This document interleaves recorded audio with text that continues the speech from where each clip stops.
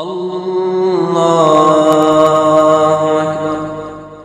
بسم اللہ الرحمن الرحیم۔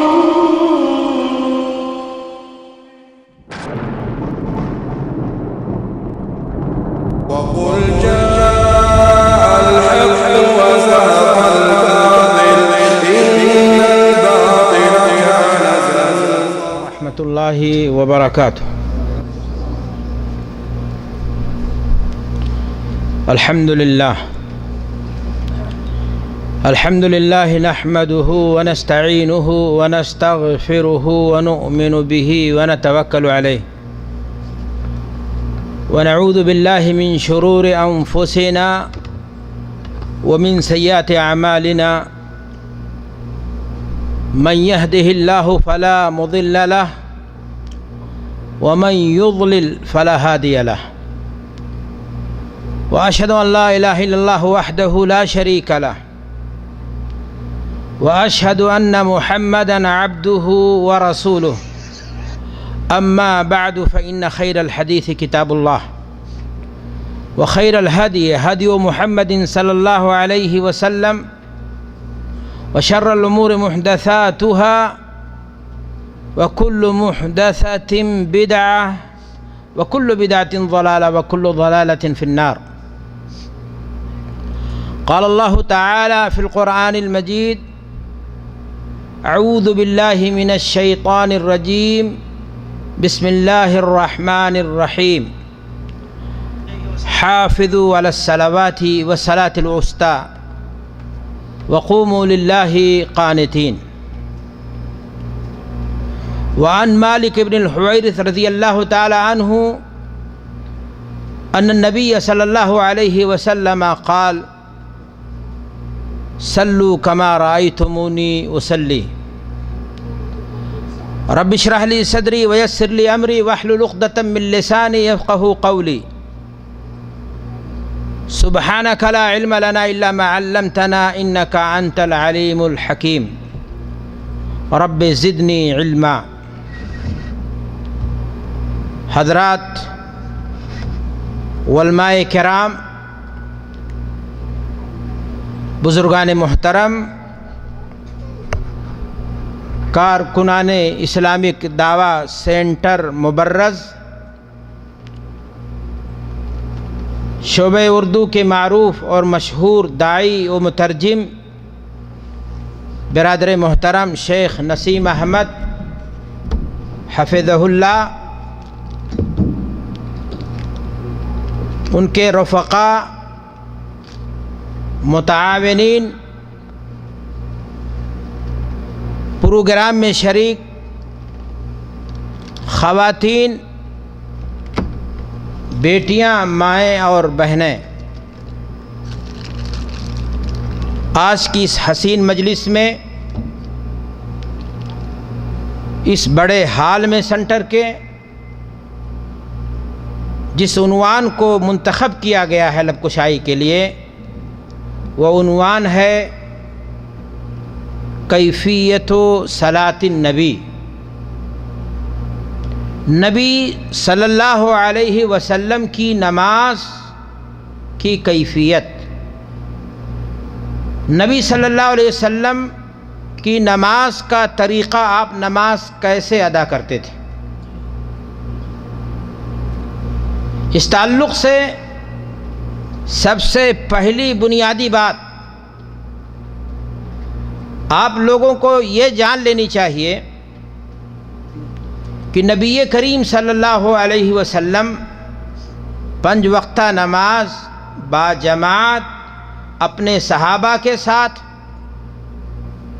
مسجد میں ادا کیا کرتے تھے، اور صحابہ کرام رضوان اللہ علیہم اجمعین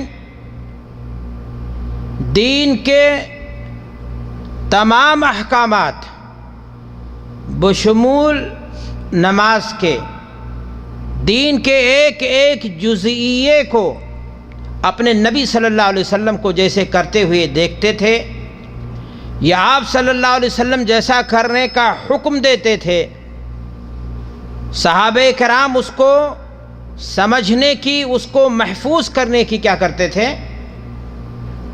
کوشش کرتے تھے،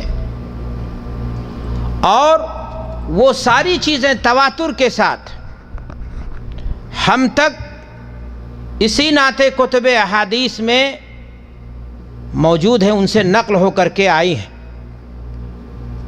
لیکن اس پر عمل یا اس کی سمجھ صحیح اسی صورت میں ممکن ہو سکے گی جب ہم اور آپ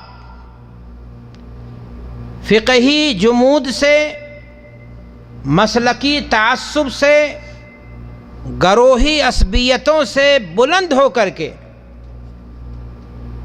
قرآن و سنت کی رہنمائی میں دین کے احکام کو سمجھنے کی اور اس پر عمل کرنے کی کیا کریں گے؟ کوشش کریں گے۔ بحمد اللہ تعالیٰ آج کی یہ کوشش اسی سلسلے کی ایک کڑی ہے۔ آج کی یہ مجلس اسی لیے برپا کی گئی ہے تاکہ آپ کو نبی صلی اللہ علیہ وسلم نماز کس طرح ادا کرتے تھے، آپ کے صحابہ نے آپ کو نماز پڑھتے ہوئے کس طرح سے دیکھا ہے، اس بات کو آپ کے سامنے کتاب و سنت کی روشنی میں رکھ دیا جائے۔ اللہ تبارک و تعالیٰ سے میری یہ دعا ہے کہ پروردگار عالم ہماری حاضری کو قبول فرمائے اور ہمیں توفیق دے کہ جو کچھ ہم سنیں اسے ہمیں سمجھنے کی اور اس پر عمل کرنے کی توفیق عطا فرمائے۔ دینی بھائیوں اور دوستوں، یہ بات آپ سب جانتے ہیں، بارہا آپ نے علماء کے زبان سے سنا ہے کہ عبادت کی قبولیت کے لیے بنیادی طور پر دو بڑی شرطیں ہیں۔ ایک ہے اخلاص۔ اب کوئی بھی عبادت، چاہے نماز ہو چاہے کوئی اور عبادت ہو، اگر اس عبادت کے اندر آپ کے یہاں چھلاوا ہے، دکھاوا ہے، ریا ہے، نمود ہے، اخلاص نہیں ہے، تو وہ عبادت چاہے جتنے بڑے پیمانے پر آپ کریں، وہ عبادت آپ کے منہ پر کیا کر دی جائے گی؟ مار دی جائے گی۔ تو عبادت کی قبولیت کے لیے بنیادی شرط ہے اخلاص، اور دوسری بنیادی شرط ہے متابعت رسول۔ آپ کی کوشش ہونی چاہیے کہ جس عمل کو عبادت سمجھ کر کے آپ انجام دے رہے ہیں، وہ عمل ہو بہو اس طریقے پر ہو جس طریقے پر ہمارے نبی حضرت محمد الرسول اللہ صلی اللہ علیہ وسلم انجام دیا کرتے تھے۔ اگر آپ کی یہ کوشش ہے، یہ دونوں چیزیں آپ کے یہاں ہیں، تو آپ کی عبادت کیا ہوگی؟ قبول ہوگی۔ میں نے کہا کوئی بھی عبادت، لیکن آج کی اس حسین مجلس کے لیے جو عبادت زیر موضوع ہے، بحث ہے، وہ ہے نماز۔ آپ سب جانتے ہیں، ہم سب جانتے ہیں کہ کلمہ توحید کے اقرار کے بعد اسلام کا سب سے اہم اور بنیادی رکن کیا ہے؟ نماز۔ بلکہ کلمہ توحید کے اقرار اور یقین کا عملی ثبوت ہے، کیونکہ اللہ تبارک و تعالیٰ کو ایک ماننے کے بعد لازم اور ضروری ہے کہ اس کا عملی ثبوت بھی پیش کیا جائے۔ اور ایک مومن کو عمل کی دنیا میں سب سے پہلے جس بات کا حکم ہوتا ہے، یا ایھا الذین آمنوا ارکعوا واسجدوا واعبدوا ربکم، اے لوگو جنہیں ایمان کی دولت مل گئی ہے، اب تمہارا کام کیا ہے؟ تم اللہ کے سامنے رکوع اور سجدہ بجا لاؤ۔ جی ہاں، ایک شخص جو 70 سال، 50 سال، 40 سال شرک کی غلاظت و گندگی میں ڈوبا ہے، اگر وہ شخص صدق دل سے اللہ کی توحید کو تسلیم کرتے ہوئے زبان سے کلمہ لا الہ الا اللہ محمد الرسول اللہ کی گواہی دے دے تو مسلمان ہو جائے گا، اور فوراً اس کی موت ہو جائے تو وہ جنت میں بھی جائے گا۔ ایک وقت کی نماز کا اسے موقع نہیں ملا ہے۔ لیکن میرے بھائی اور دوستو، اسلام لانے کے بعد، ایمان لانے کے بعد، کلمہ پڑھنے کے بعد جب اس نے حی علی الصلاۃ، حی علی الفلاح کی آواز سنی تو اسے مسجد پہنچنا اس وقت کی نماز کے لیے کیا ہو گیا؟ ضروری ہو گیا۔ اگر وہ نہیں جاتا ہے بلا عذر شرعی تو وہ اسلام سے خروج کے مترادف ہے۔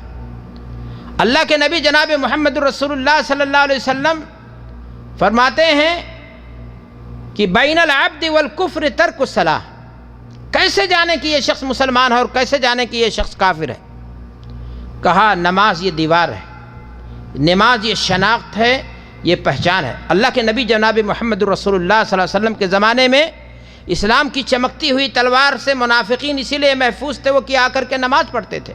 یہ اور بات ہے وہ آناکانی کرتے تھے، کسل مندی، سستی کرتے تھے آج مجھ کے مسلمانوں کی طرح، کہ کفیل کے دباؤ میں چلے آئے، متوا حیا والا آیا اس کے دباؤ میں چلا آیا۔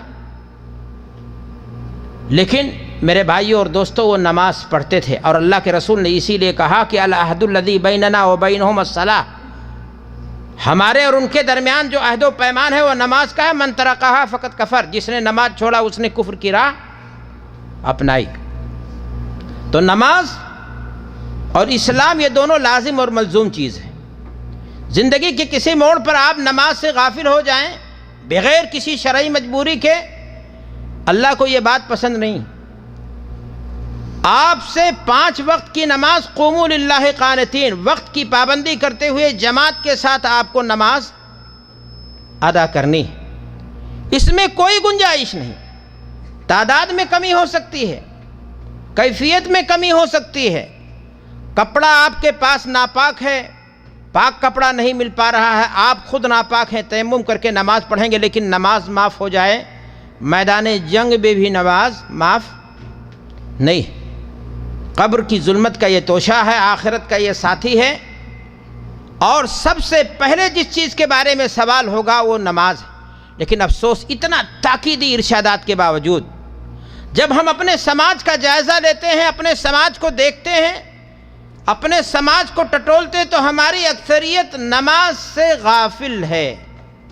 اگر میں کہوں ایک اندازے کے مطابق تو تعداد 80% سے زیادہ چلی جائے گی جو سرے سے نماز پڑھتے ہی نہیں ہیں، اور جو لوگ پڑھتے ہیں 20%، ان کی صورتحال اگر یہ دیکھیں گے تو 10% اس میں ایسے ہیں جو جماعت کے ساتھ نماز نہیں پڑھتے ہیں، دل چاہا تو پڑھ لیا، نہیں تو نہیں پڑھا، وہ منافقین والی نماز ہے۔ جو 10% نماز پڑھتے ہیں اور جماعت کے ساتھ نماز پڑھتے ہیں، ان کا حال یہ ہے کہ 5% کو اگر آپ غور سے دیکھیں گے تو مسلکی تعصب یا جہالت کی بنیاد پر نماز میں ایسی بھیانک غلطیاں کرتے ہیں کہ یا تو سرے سے نماز ہی باطل ہو جاتی ہے یا اس کا اجر و ثواب کیا ہو جاتا ہے، کم ہو جاتا ہے۔ میرے بھائی اور دوستو، ظاہر سی بات ہے کہ جب آپ کسی عمل کو صحیح ڈھنگ سے کرو گے، جتنا اللہ کے نبی نے جس طرح سے کیا تھا، تو اس کا اجر و ثواب بھی آپ کو اسی مطابق کیا ملے گا، زیادہ ملے گا، ورنہ اس کا اجر و ثواب کیا ہو جائے گا، کم ہو جائے گا۔ عمار بن یاسر رضی اللہ تعالیٰ عنہ حدیث کے اندر ارشاد فرماتے، بیان کرتے ہیں، ان الرجل لینصرف وما کتب له الا عشر صلاته تسعها ثمنها سبعها سدسها خمسها ربعها ثلثها نصفها، کہ انسان نماز پڑھ کر کے لوٹتا ہے اور وہ اپنی نماز کا 10واں حصہ ثواب پاتا ہے، کوئی 9واں حصہ نماز کا ثواب پاتا ہے، کوئی 8واں، کوئی 7واں، کوئی 6واں، کوئی 5واں، کوئی 4تھا، کوئی 3را، کوئی آدھا۔ کیوں ایسا؟ اس لیے کہ وہ صحیح ڈھنگ سے جس طرح سے نماز پڑھنی چاہیے اس طرح سے نماز کو، جس طرح حبیب کبریا نماز کو ادا کرتے تھے اس طرح نماز کو وہ نہیں ادا کرتا۔ آج ہمارے یہاں دکانوں میں چلے جائیں، آپ کو بڑی مشکل سے نبی صلی اللہ علیہ وسلم کی نماز کا طریقہ نامی کتاب ملے گی۔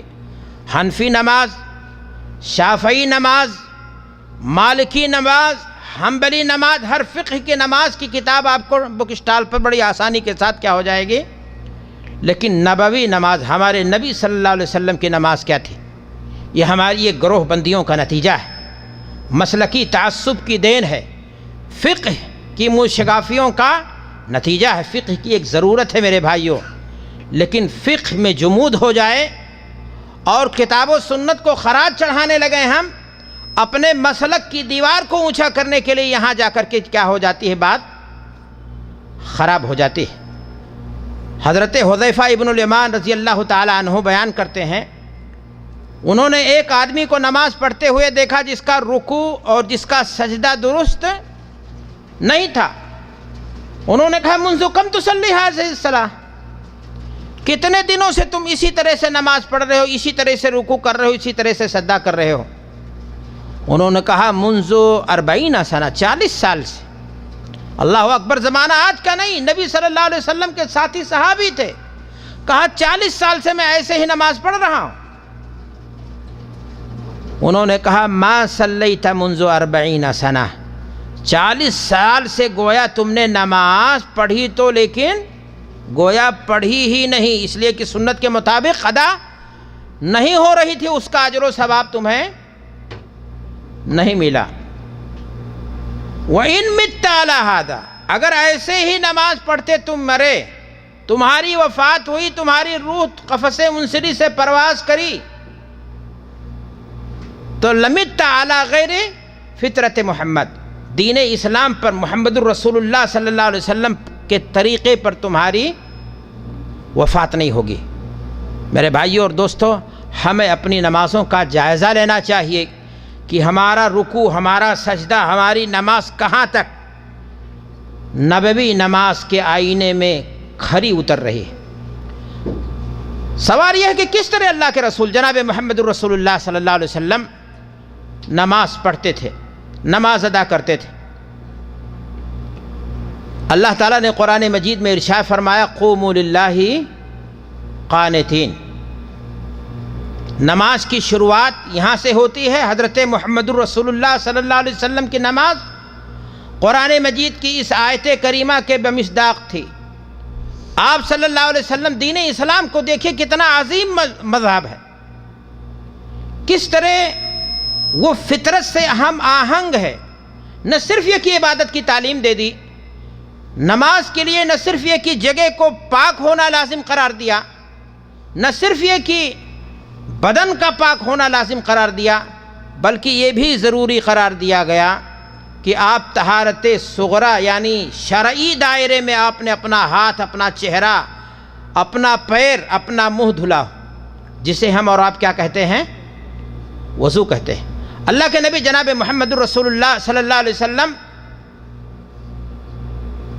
قبلہ رو ہو کر کے وضو کرنے کے بعد سیدھے قبلہ رو ہو کر کے متوجہ ہو کر کے آپ کیا ہوتے تھے؟ کھڑے ہو جاتے تھے. گویا تکبیر تحریمہ کے بعد اور رکوع سے پہلے جو ہم کھڑے ہوتے ہیں، شرعی اصطلاح میں اسے کیا کہتے ہیں؟ قیام. یہ نماز میں ضروری عمل ہے. اگر آپ کے پاس طاقت ہے تو آپ بیٹھ کر کے نماز پڑھ نہیں سکتے ہیں، اور اگر آپ پڑھتے ہیں تو پھر آپ کی نماز کا معاملہ اجر و ثواب کم ہو جائے گا. صحیح مسلم کی روایت ہے کہ اگر کسی شخص نے طاقت رکھتے ہوئے بیٹھ کے نماز پڑھی تو اسے نصف صلاۃ کا ثواب ملے گا. کھڑے ہو کر کے نماز پڑھنا، قرآن کی آیت سے یہ بات واضح ہوتی ہے کہ یہ ضروری عمل ہے. قوموا للہ قانتین. طاقت ہے تو آپ کو نماز کیسے پڑھنی ہے؟ کھڑے ہو کر کے. پہلی بنیادی چیز ہے کہ آپ قبلہ رو وضو کرنے کے بعد قبلہ رخ ہو کر کے ادب کے ساتھ کہ اب ہم عبادت کرنے جا رہے ہیں، اپنا ذہن و دماغ صحیح کر کے اللہ کی جناب میں دست بستہ آپ کیا ہو جائیں؟ کھڑے ہو جائیں. اللہ کے نبی جناب محمد رسول اللہ صلی اللہ علیہ وسلم کے پاس ایک ساتھی صحابی آئے. وہ نماز پڑھ رہے تھے، بار بار غلطی کر رہے تھے. اللہ کے رسول صلی اللہ علیہ وسلم نے انہیں بار بار کہا کہ تم نماز دہراؤ، اس لیے کہ تم نے نماز صحیح ڈھنگ سے نہیں پڑھی، تمہاری نماز قبول نہیں ہوئی. انہوں نے کہا اے اللہ کے رسول صلی اللہ علیہ وسلم، میں اس سے بہتر نماز پڑھنا نہیں جانتا ہوں، اب آپ ہی بتا دیجئے. تو اللہ کے رسول صلی اللہ علیہ وسلم نے فرمایا کہ ساتھی، جب تم نماز پڑھنے کا ارادہ کرو فاسبق الوضوء واستقبل القبلہ. وضو صحیح ڈھنگ سے کرو، جس طرح شرعی دائرے میں رہتے ہوئے جسم کو دھلا جاتا ہے، ایسے جسم کے دھل لینے سے وضو نہیں ہوگا. طہارت ایک شرعی عمل ہے، اس کو شرعی دائرے میں جب آپ کریں گے تب جا کر کے آپ کو وضو مکمل ہوگا، اور اس کے بعد قبلہ رخ ہو کر کے تم کیا ہو جاؤ؟ کھڑے ہو جاؤ۔ تو اللہ کے نبی جناب محمد رسول اللہ صلی اللہ علیہ وسلم نے انہیں کھڑے ہونے کی کیا کی؟ تعلیم دی۔ عمران ابن حسین ایک صحابی ہیں، ان کو بواسیر کی بیماری ہو گئی، وہ خود کہتے ہیں کہ مجھے ناسور ہو گیا، بواسیر کی بیماری ہو گئی، میں نے اللہ کے رسول صلی اللہ علیہ وسلم سے جا کر کے اپنی مشکل بیان کی، اپنے مسئلے کو پیش کیا کہ اللہ کے رسول ہماری پوزیشن یہ ہے، تب بھی آپ نے کہا صلی قائماً، کھڑے ہو کر کے نماز پڑھو، فَإِن لَّمْ تَسْتَطِعْ فَقَاعِدًا، اگر کھڑے ہونے کی طاقت نہیں ہے تو بیٹھ کر کے نماز پڑھو، اور اگر بیٹھ کر کے بھی نماز پڑھنے کی طاقت نہیں ہے، بیمار انسان ہے، فعلی جنب، پہلو پر ہو کر کے کیا کرے گا انسان؟ نماز پڑھے گا۔ گویا کھڑا ہونا یہ ضروری عمل ہے۔ افسوس کی بات ہے آج کل ہمارے سماج میں، ہمارے معاشرے میں آپ دیکھیں گے بعض نمازوں کے بعد، خاص طور سے عشاء کے بعد، نفلی نماز کے نام پر لوگ موٹے مچھنڈے ہٹھے کٹھے وہ بیٹھ کر کے اور اتنی سرپٹ سے نماز پڑھتے ہیں کہ نہ رکوع درست ہے، نہ سجدہ درست ہے، نہ اور کوئی چیز درست ہے۔ جب ان سے پوچھا جائے کہ یہ کون سی نماز پڑھ رہے تھے آپ، تو کہتے ہیں نہیں، اللہ کے نبی صلی اللہ علیہ وسلم سے ثابت ہے آپ صلی اللہ علیہ وسلم بیٹھ کر کے نماز پڑھتے تھے۔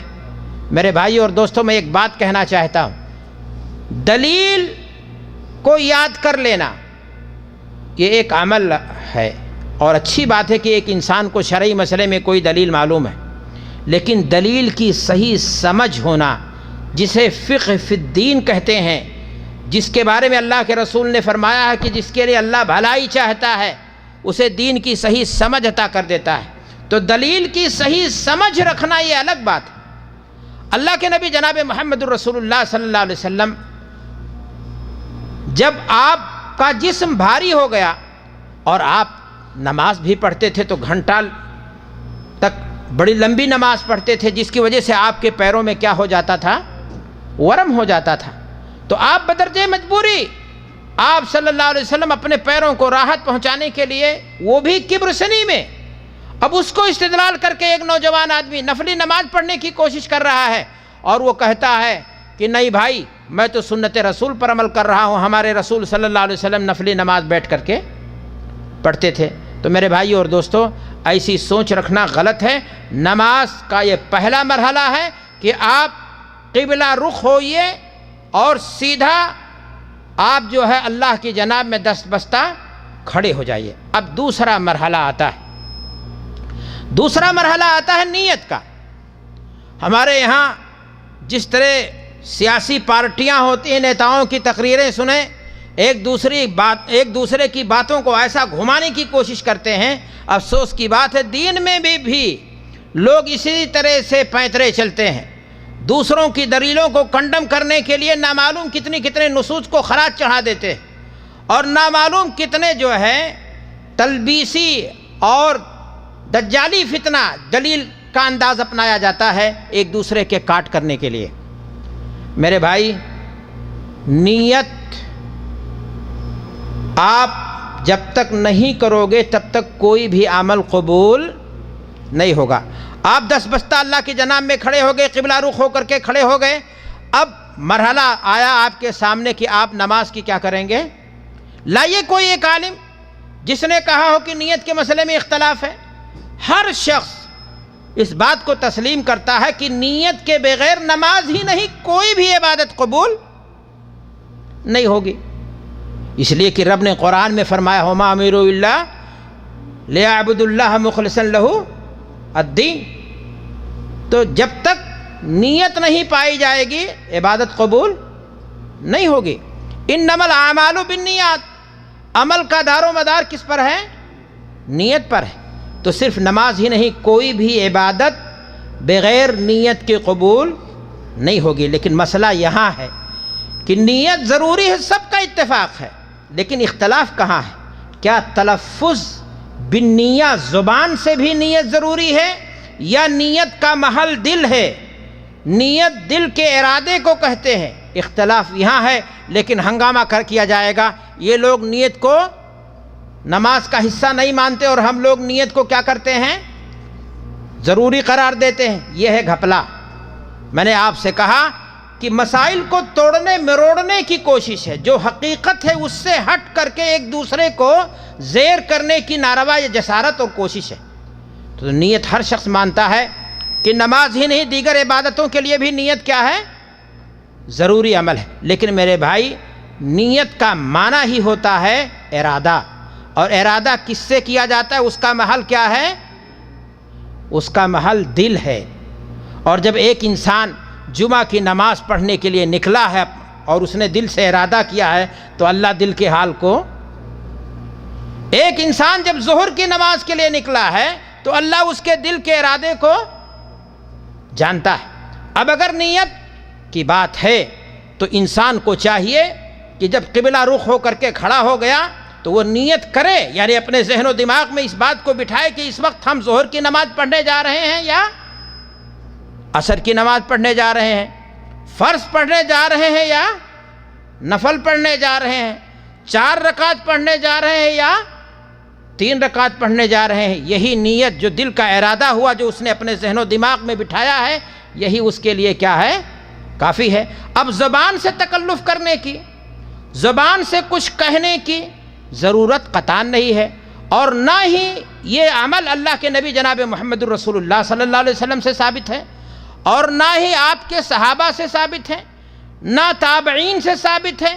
پھر اسے دین کا اتنا بڑا ضروری حصہ کیوں قرار دیا جائے اور اسے کہا جائے کہ نہیں، یہ دین کا حصہ ہے، یہ نماز کا کیا حصہ ہے، اور یہ لوگ نیت کو نہیں۔ نیت کو تو ہم مانتے ہیں، جو نیت کی جگہ وہاں سے ہم نیت کرتے بھی ہیں، ہمیں اس میں کوئی اختلاف نہیں ہے۔ ہم کس چیز کو غیر ضروری کہتے ہیں اور غیر ثابت مانتے ہیں، اور ہم نہیں مانتے ہیں، خود ان کے مسلک کے علماء ہیں۔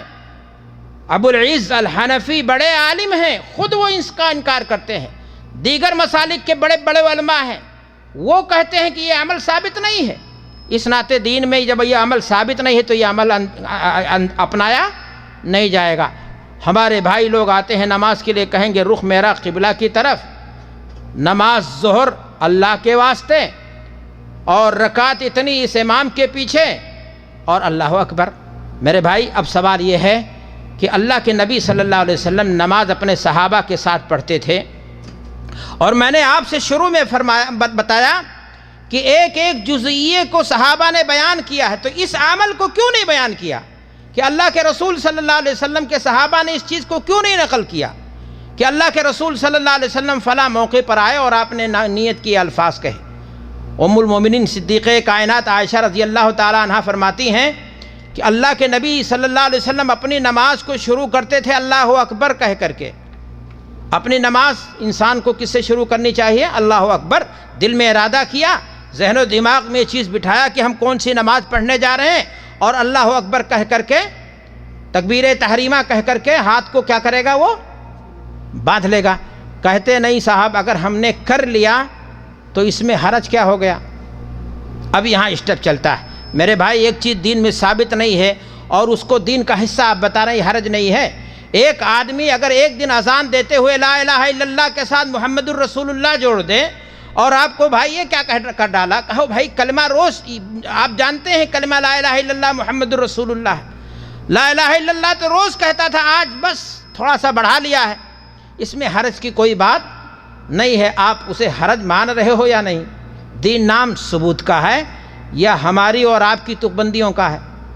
آپ بتاؤ گے حرج ہے یا نہیں؟ اللہ کے نبی صلی اللہ علیہ وسلم اور آپ کے صحابہ سے وہ منقول نہیں ہے، اور آپ اس کو دین کا عمل بتا رہے ہو، نماز کا حصہ بتا رہے ہو، بلکہ اس کی تلقین کر رہے ہو، لوگوں کو اسے سمجھا رہے ہو، اور کہہ رہے ہو کوئی حرج کی بات اس میں حرج نہیں ہے۔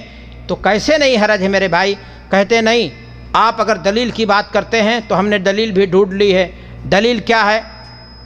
دلیل یہ ہے کہ اللہ کے نبی صلی اللہ علیہ وسلم نے حج کیا، اور آپ صلی اللہ علیہ وسلم نے نیت کرتے وقت حج کی زبان سے تلفظ کیا ہے یا زبان سے ادا کی ہے۔ میرے بھائی، یہی تو بات ہے کہ زندگی میں اللہ کے رسول صلی اللہ علیہ وسلم نے ایک مرتبہ حج کیا، اور وہاں اللہ کے رسول صلی اللہ علیہ وسلم نے نیت زبان سے کی تھی تو آپ کے صحابہ نے اس کو کیا کر دیا؟ نقل کر دیا، اور حدیث کی کتابوں میں وہ چیز آ گئی۔ اور نماز 5 وقت پڑھتے تھے اور اللہ کے رسول کے صحابہ نے نقل اس چیز کو نہیں کیا۔ تو اس کا مطلب کیا ہوا کہ نماز میں اللہ کے رسول صلی اللہ علیہ وسلم نیت زبان سے نہیں کرتے تھے۔ اب پھر بھی کہنا کہ نہیں وہ تو ہم اس کو اس پر قیاس کریں گے، تو میرے بھائی اور دوستوں میں یہ کہوں گا آپ سے کہ عبادت توقیفی ہوا کرتی ہیں، اس میں قیاس نہیں چلتا۔ یہ منزل من اللہ ہے، جو عبادت جیسے ثابت ہے ہم اس کو ویسے کریں گے۔ زکوٰۃ بھی دین کا عمل ہے، زکوٰۃ بھی عبادت ہے، زکوٰۃ بھی اللہ کے لیے نکالی جاتی ہے، لیکن کوئی آدمی زکوٰۃ نکالتے وقت نہیں کہتا ہے کہ اللہ کے راستے میں زکوٰۃ سونے کا اتنا گرام، پیسہ اتنا 100 روپیہ یا اتنا 1000۔ وہاں ایک انسان اپنے دل میں اپنا حساب کتاب کیا، دل میں اپنا رکھا، اپنا اس زکوٰۃ کو کیا کرتا ہے؟ نکال دیتا ہے۔ تو میرے بھائی اور دوستوں میں عرض یہ کر رہا تھا کہ انسان کو چاہیے کہ سنت کی پابندی ہو بہو کرے، اسی انداز سے کرے جس طرح سے ہمارے نبی حضرت محمد الرسول اللہ صلی اللہ علیہ وسلم نے کیا ہے۔ اور ہمارے نبی کے بارے میں حضرت عائشہ صدیقہ رضی اللہ تعالیٰ عنہ بیان کرتی ہیں کہ نبی صلی اللہ علیہ وسلم اپنی نماز کی شروعات اللہ اکبر کہہ کر کے کیا کرتے تھے۔ تو ہمیں بھی چاہیے کہ اپنے نبی کی اقتداء میں ہم اپنے نماز کی شروعات کیسے کریں؟ اللہ اکبر کہہ کر کے۔ اب سوال یہ ہے یہاں پر کہ آپ ہاتھ پہلے اٹھاؤ گے پھر اللہ اکبر کہو گے، یا اللہ اکبر اور اپنے ہاتھ کو ایک ساتھ اٹھاؤ گے، یا اللہ اکبر کہہ دو گے پھر اپنے ہاتھ کو اٹھاؤ گے؟ دین میں وسعت ہے، تینوں طرح کی روایتیں موجود ہیں، اس لیے اس میں کسی طرح سے کوئی پریشانی کی بات نہیں ہے۔ اب یہاں پر ایک مسئلہ اور رہ گیا، مسئلہ یہ رہ گیا کہ ہم تکبیر تحریمہ کے وقت جو ہاتھ اٹھائیں گے وہ کہاں تک اٹھائیں گے؟ اللہ کے نبی جناب محمد الرسول اللہ صلی اللہ علیہ وسلم سے اس تعلق سے 2 صحیح حدیثیں مروی ہیں۔ ایک یہ کہ اللہ کے نبی جناب محمد الرسول اللہ صلی اللہ علیہ وسلم اپنے ہاتھ کو کہاں تک اٹھاتے تھے؟ حذو منکبہ، اپنے کندھے کے بالمقابل، یہ ہے کندھا، یہ دیکھیں ہاتھ۔ اور دوسری حدیث یہ ہے کہ اللہ کے رسول صلی اللہ علیہ وسلم اپنے کان کے بالمقابل اپنے ہاتھ کو کیا کرتے تھے؟ اٹھاتے تھے۔ یہ ہے بالمقابل، یعنی آپ کا انگوٹھا کان کے، یہ لرکی بولتے ہیں دیہات میں، شہامہ اسے بولیں گے، لو جسے کہتے ہیں، اس کے بالمقابل، لیکن چھونے کی غلطی نہیں کریں گے۔ دین میں کان کا چھونا ثابت نہیں ہے۔ دین میں ہاتھ کا اٹھانا، ہمارے بعض بھائی لمبے ہوتے تو اپنی گردن جھکا لیتے ہیں۔ کیا بھائی پورا پروگرام کھٹ پٹ ہو جائے گا آج؟ تو میں نے عرض کیا کہ آپ کو چاہیے کہ آپ اس مسئلے میں دھیان دیں۔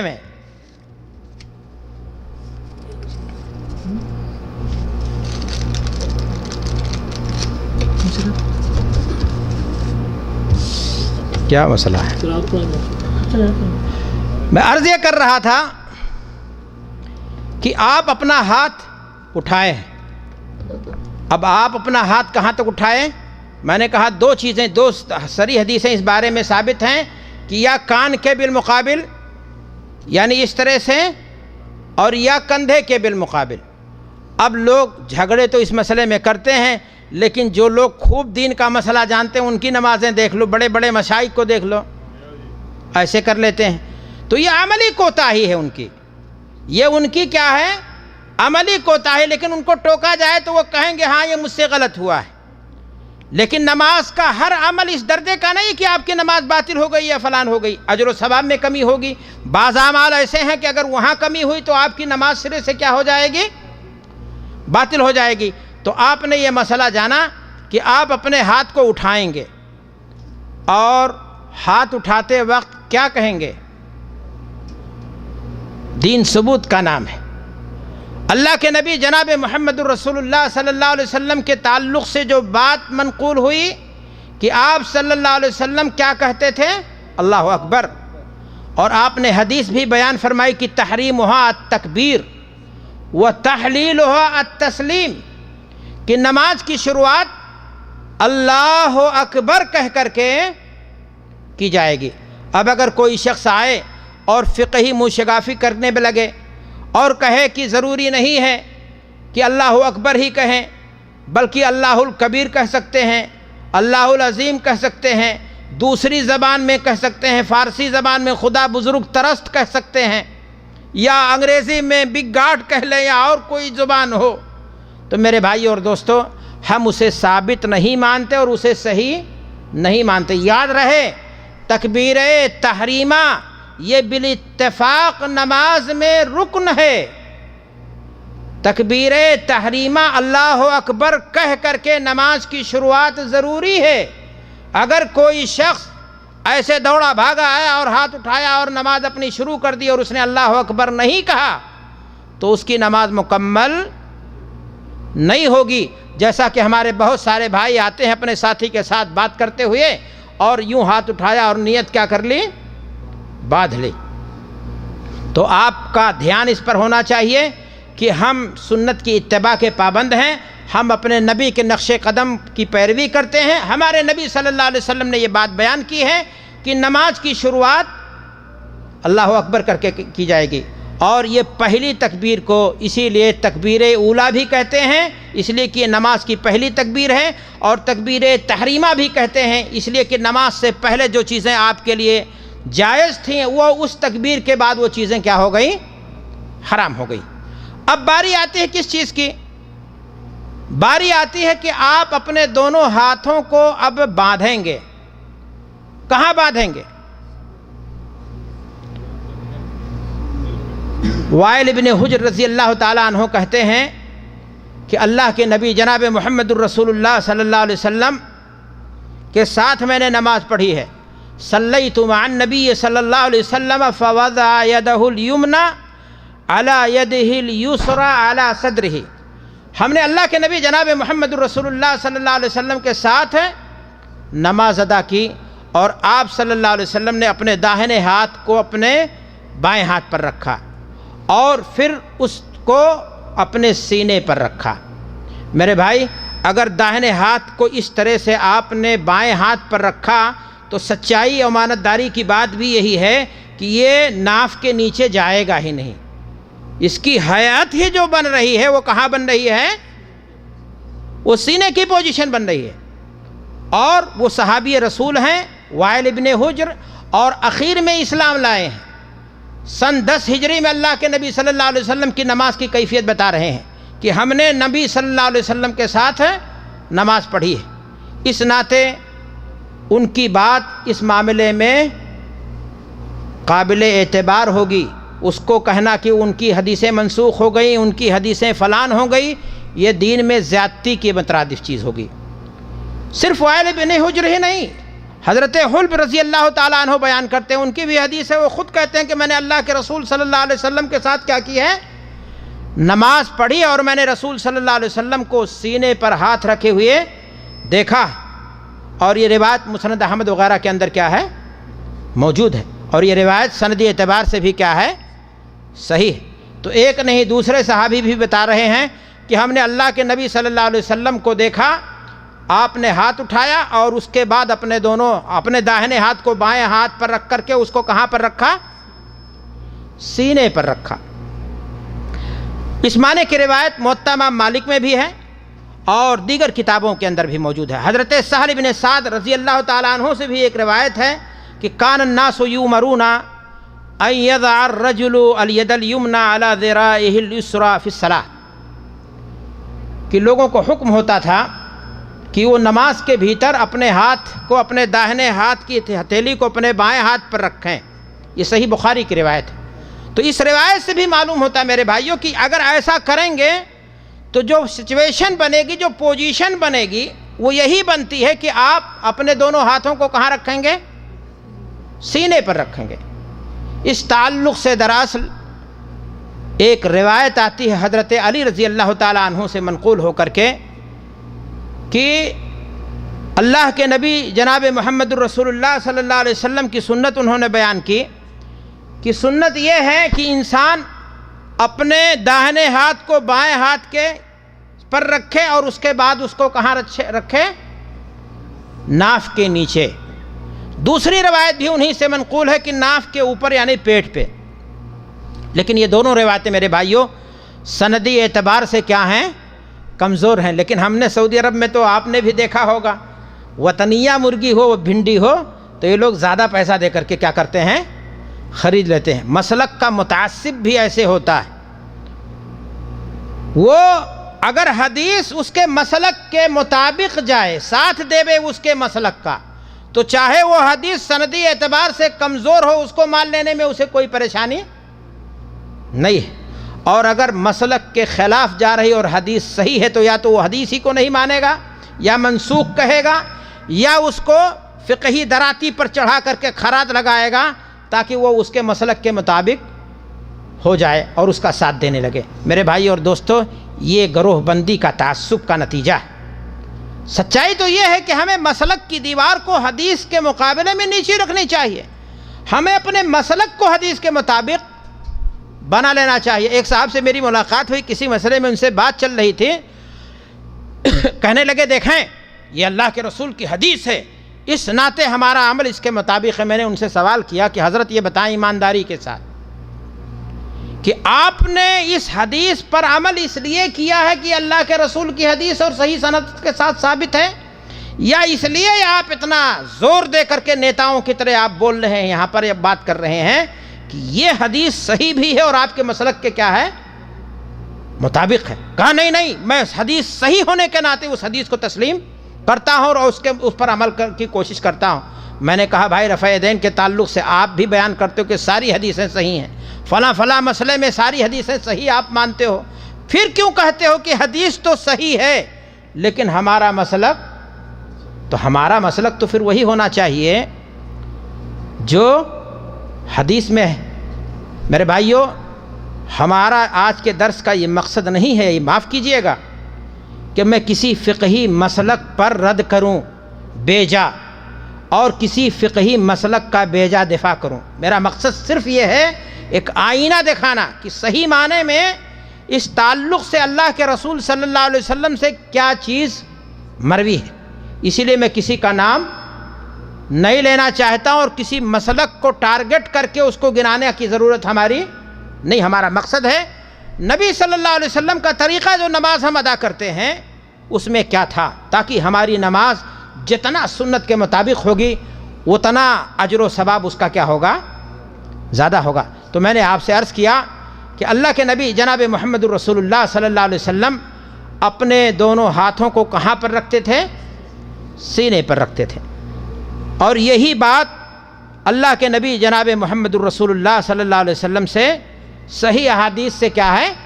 ثابت ہے۔ ہاتھ باندھنے کے بعد اب باری آئے گی دعائے استفتاح پڑھنے کی۔ آپ سیدھے کھڑے ہو گئے، آپ نے اللہ اکبر کہہ لیا، آپ نے اس مسئلے کو سمجھ لیا کہ آپ اپنے دونوں ہاتھوں کو کہاں رکھیں۔ ہاتھ باندھنے کے بعد اب باری آتی ہے دعائے استفتاح پڑھنے کی۔ صحابی رسول خود کہتے ہیں کہ میں نے اللہ کے رسول صلی اللہ علیہ وسلم سے کہا کہ اللہ کے رسول صلی اللہ علیہ وسلم آپ اللہ اکبر کہنے کے بعد خاموش رہتے ہیں، اس بیچ میں آپ کیا پڑھتے ہیں؟ تو آپ صلی اللہ علیہ وسلم نے دعا بتائی، اللہم باعد بینی و بین خطایا کما باعدت بین المشرق والمغرب۔ دعا پوری پڑھ لیں آپ، لیکن میں صرف یہ کہنا چاہتا ہوں کہ یہ دعا زیادہ بہتر ہے، لیکن دعائیں اور بھی ہیں جو اللہ کے نبی صلی اللہ علیہ وسلم سے ثابت ہیں، مثلا سبحانک اللہم و بحمدک و تبارک اسمک و تعالی جدک ولا الہ غیرک، یا اس کے علاوہ یہاں پر وسعت ہے دین میں، لیکن ہر معاملے میں آپ یہ بتائیے، جب ہماری خواہش ہوتی ہے ہم ایک معمولی سا موبائل خریدنے جاتے ہیں تو کوشش یہ ہوتی ہے کہ دام کم ہو اور کام اس کا فنکشن زیادہ اچھا مل جائے، تو نماز جیسی عبادت میں ہماری یہ کوشش کیوں نہ ہو کہ جو دعا زیادہ شامل ہو، زیادہ کامل ہو، اس کو ہم یاد کریں۔ اگر نہیں یاد کیا تھا تو پھر سے زور دے کر کے چند سطر کی دعا یاد کر لینا کوئی مشکل کام تو نہیں ہے۔ میں نے جہاں تک بات بتائی کہ ثابت اللہ کے رسول صلی اللہ علیہ وسلم سے دعائے استفتاح کے تعلق سے کئی ایک دعائیں ثابت ہیں، آپ کو جو یاد ہے وہ پڑھ لیں، لیکن زیادہ بہتر جو میں نے دعا بتائی آپ کو وہ دعا ہے اور اس کو آپ کو پڑھنا چاہیے۔ دعائے استفتاح پڑھنے کے بعد اللہ کے نبی جناب محمد الرسول اللہ صلی اللہ علیہ وسلم کی سنت یہ تھی کہ آپ صلی اللہ علیہ وسلم تعوذ فرماتے تھے، اللہ کی پناہ مانگتے تھے، یعنی اعوذ باللہ من الشیطان الرجیم پڑھتے تھے، اور اس کے بعد بسم اللہ الرحمن الرحیم پڑھتے تھے، اور یہ خاموشی کے ساتھ پڑھتے تھے۔ مسئلے میں اختلاف ضرور ہے، لیکن جو بات دلائل سے زیادہ قریب ہے، زیادہ بہتر ہے، وہ یہی ہے کہ اعوذ باللہ اور بسم اللہ دونوں فاتحہ کی تلاوت سے پہلے وہ بھی خاموشی کے ساتھ، جہرن نہیں بلکہ سرن اللہ کے نبی جناب محمد الرسول اللہ صلی اللہ علیہ وسلم پڑھا کرتے تھے۔ اور اگر کوئی شخص ضد کرتا ہے اور وہ کہتا نہیں میرے نزدیک راجح یہی ہے کہ بلند آواز سے پڑھنا چاہیے، تو پھر ایسی صورت میں لڑائی اور اس پر جھگڑا نہیں کرنا چاہیے۔ مسائل میں دلائل میں ترجیح ہوتی ہے، میں نے کہا راجح یہ ہے کہ اس تعوذ کو بسم اللہ کو کیا کیا جائے؟ خاموشی کے ساتھ۔ ابو سعید خدری رضی اللہ تعالیٰ عنہ حدیث کے راوی ہیں، وہ بیان کرتے ہیں کہ اللہ کے نبی جناب محمد رسول اللہ صلی اللہ علیہ وسلم کی سنت کیا تھی؟ ان رسول اللہ صلی اللہ علیہ وسلم کان یقول قبل القراءہ اعوذ باللہ من الشیطان الرجیم۔ یہاں پر یہ ممکن ہے کہ ایک شخص یہ سوال کرے کہ کیا مولانا ہر رکعت میں جب ہم اٹھیں گے تو ہمیں اعوذ باللہ اور بسم اللہ دونوں پڑھنا ہوگا یا صرف ہم بسم اللہ پڑھیں گے؟ مسئلے میں اختلاف ہے، اور قرآن کے عموم سے بعض لوگوں نے استدلال کرتے ہوئے کہا نہیں اعوذ باللہ اور بسم اللہ دونوں پڑھیں گے، لیکن سچائی یہ ہے کہ اللہ کے نبی جناب محمد الرسول اللہ صلی اللہ علیہ وسلم کا عمل اس تعلق سے جو ثابت ہے وہ یہ ہے کہ اللہ کے رسول صلی اللہ علیہ وسلم جب دوسری رکعت کے لیے اٹھتے تھے تو اعوذ باللہ نہیں پڑھتے تھے، جیسا کہ روایت کے اندر ہے ان نبی صلی اللہ علیہ وسلم کان اذا نہض من الرکعۃ الثانیہ استفتح القراءۃ بالحمد للہ رب العالمین، کہ نبی صلی اللہ علیہ وسلم جب دوسری رکعت سے اٹھتے تھے تو اپنی قراءت الحمد للہ رب العالمین کے ذریعہ کیا کرتے تھے؟ شروع کرتے تھے۔ وہاں پر اعوذ باللہ کا ذکر نہیں ہے، اس ناطے عموم کا استدلال اس وقت ہوتا ہے جب مسئلے میں کوئی دلیل موجود نہ ہو۔ اللہ کے نبی جناب محمد الرسول اللہ صلی اللہ علیہ وسلم اعوذ باللہ بسم اللہ پڑھنے کے بعد کیا کرتے تھے؟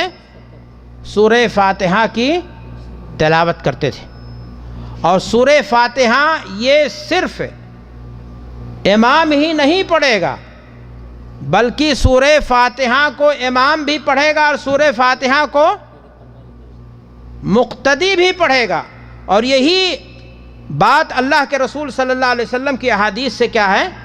ثابت ہے۔ اللہ کے نبی جناب محمد الرسول اللہ صلی اللہ علیہ وسلم کی حدیث ہے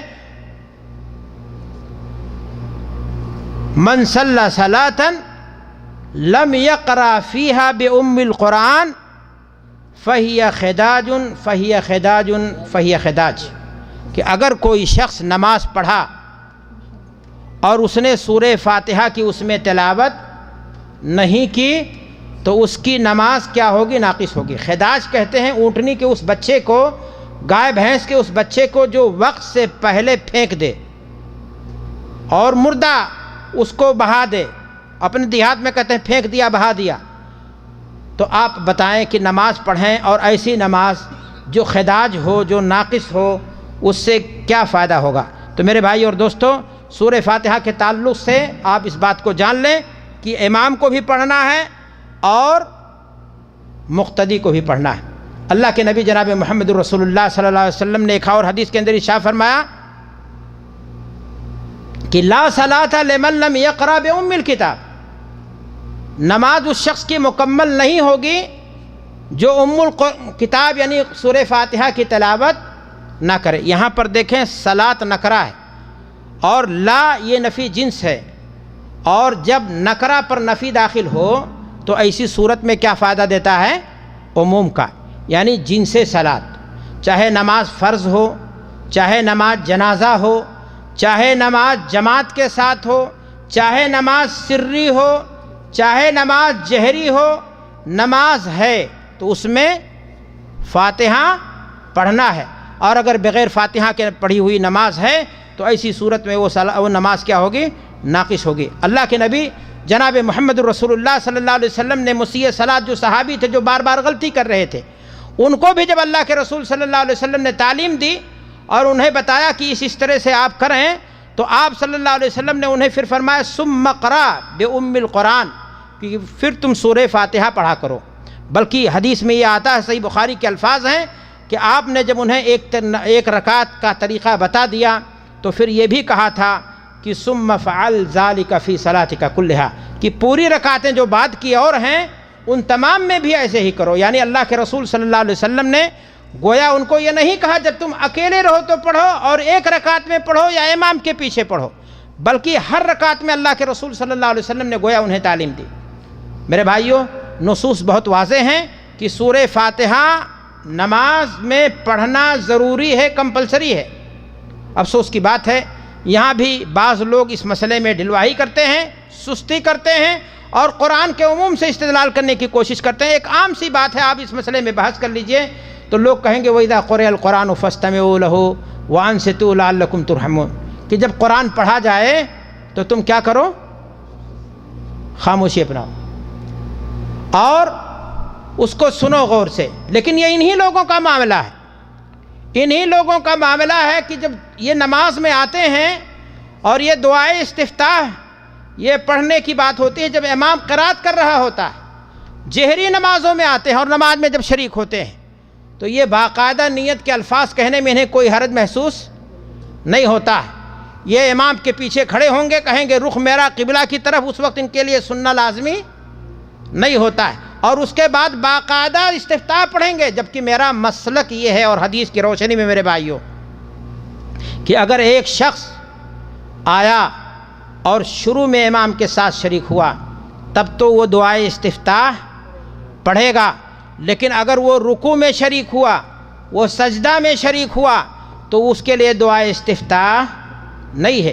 بلکہ میں آپ کو ایک باریک مسئلہ بیان کرنا چاہتا ہوں۔ شیخ صالح عثیمین رحمۃ اللہ علیہ نے اس مسئلے کو ذکر کیا ہے کہ ایک آدمی آتا ہے اور امام کو دیکھتا ہے بالکل آخر قرات میں ہے اور وہ اللہ اکبر کہہ کر کے، غور سے سننا میری بات کو، اللہ اکبر کہہ کر کے نیت باندھتا ہے اور اس کے پاس ٹائم نہیں ہے کہ وہ دعائے استفتاح پڑھے اور پھر فاتحہ پڑھے، اس لیے کہ امام رکوع میں چلا جائے گا۔ تو بہتر یہ ہے اس کے لیے کہ وہ استفتاح چھوڑ دے اور وہ کیا پڑھے؟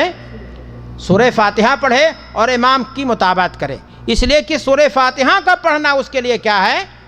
ضروری ہے، اور اس کے لیے دعائے استفتاح کا پڑھنا واجب اور ضروری نہیں ہے۔ میرے بھائی اور دوستوں، میں عرض یہ کر رہا تھا کہ لوگ قرآن مجید کے عموم سے استدلال اس طرح کی کرتے ہیں اور دوسری جانب تغافل اور سستی کے کیا ہو جاتے ہیں؟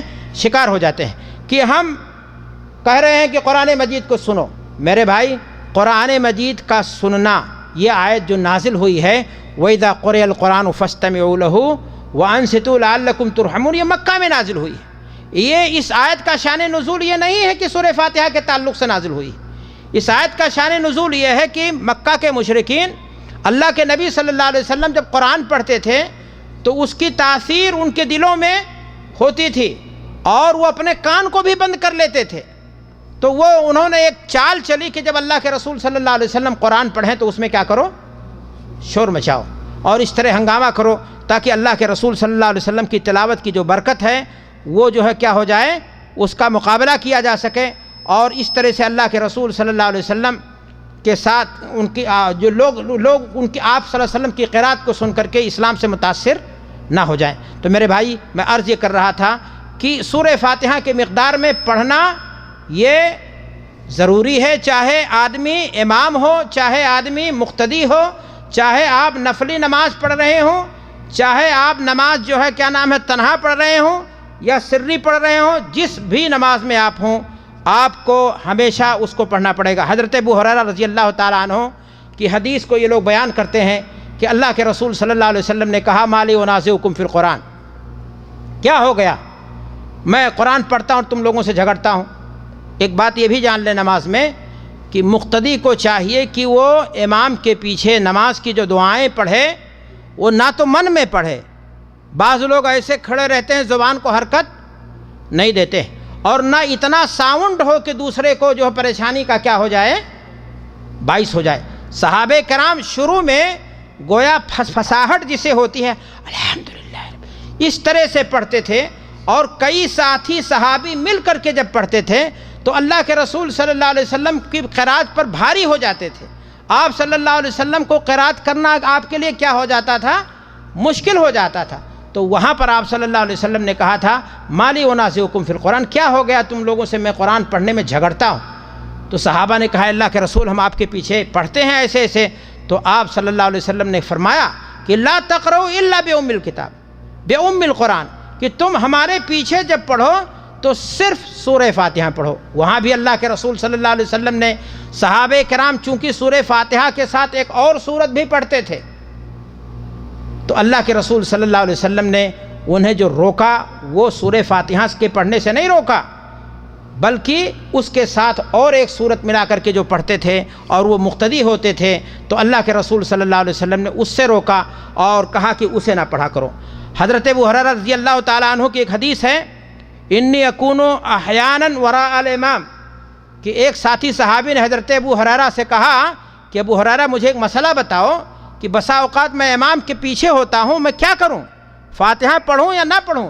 تو حضرت ابو ہریرہ رضی اللہ تعالیٰ عنہ نے انہیں کوچا اور کہا اقرا بہا فی نفسک، کہ خاموشی کے ساتھ اس کو کیا کرو، تم اپنے آپ سورہ فاتحہ کی تلاوت کر لیا کرو۔ مختصر یہ ہے میرے بھائی کہ آپ جان لیجئے کہ نماز آپ کی مکمل نہیں ہوگی جب تک آپ سورہ فاتحہ نہیں پڑھیں گے، چاہے آپ جہری نماز پڑھ رہے ہوں، چاہے آپ سری نماز پڑھ رہے ہوں، چاہے آپ تنہا نماز پڑھ رہے ہوں، چاہے آپ امام کے پیچھے نماز پڑھ رہے ہوں۔ یہ مسئلہ بہت اہم ہے کہ سورہ فاتحہ کے بغیر آپ کی نماز مکمل نہیں ہوگی، اس لیے اس مسئلے کو آپ کو غور سے سننا چاہیے اور سنجیدگی سے اس مسئلے پر مزید کتابوں کو آپ کو پڑھنا چاہیے، یہاں تک کہ آپ کے دل میں اس مسئلے کے تعلق سے اطمینان ہو جائے۔ جب آپ سورہ فاتحہ پڑھ لیں اور اس کے ساتھ اگر آپ تنہا نماز پڑھ رہے ہیں تو سورت، اور اگر امام کے ساتھ ہیں تو پھر تو آپ اسی پر رکے رہیں گے۔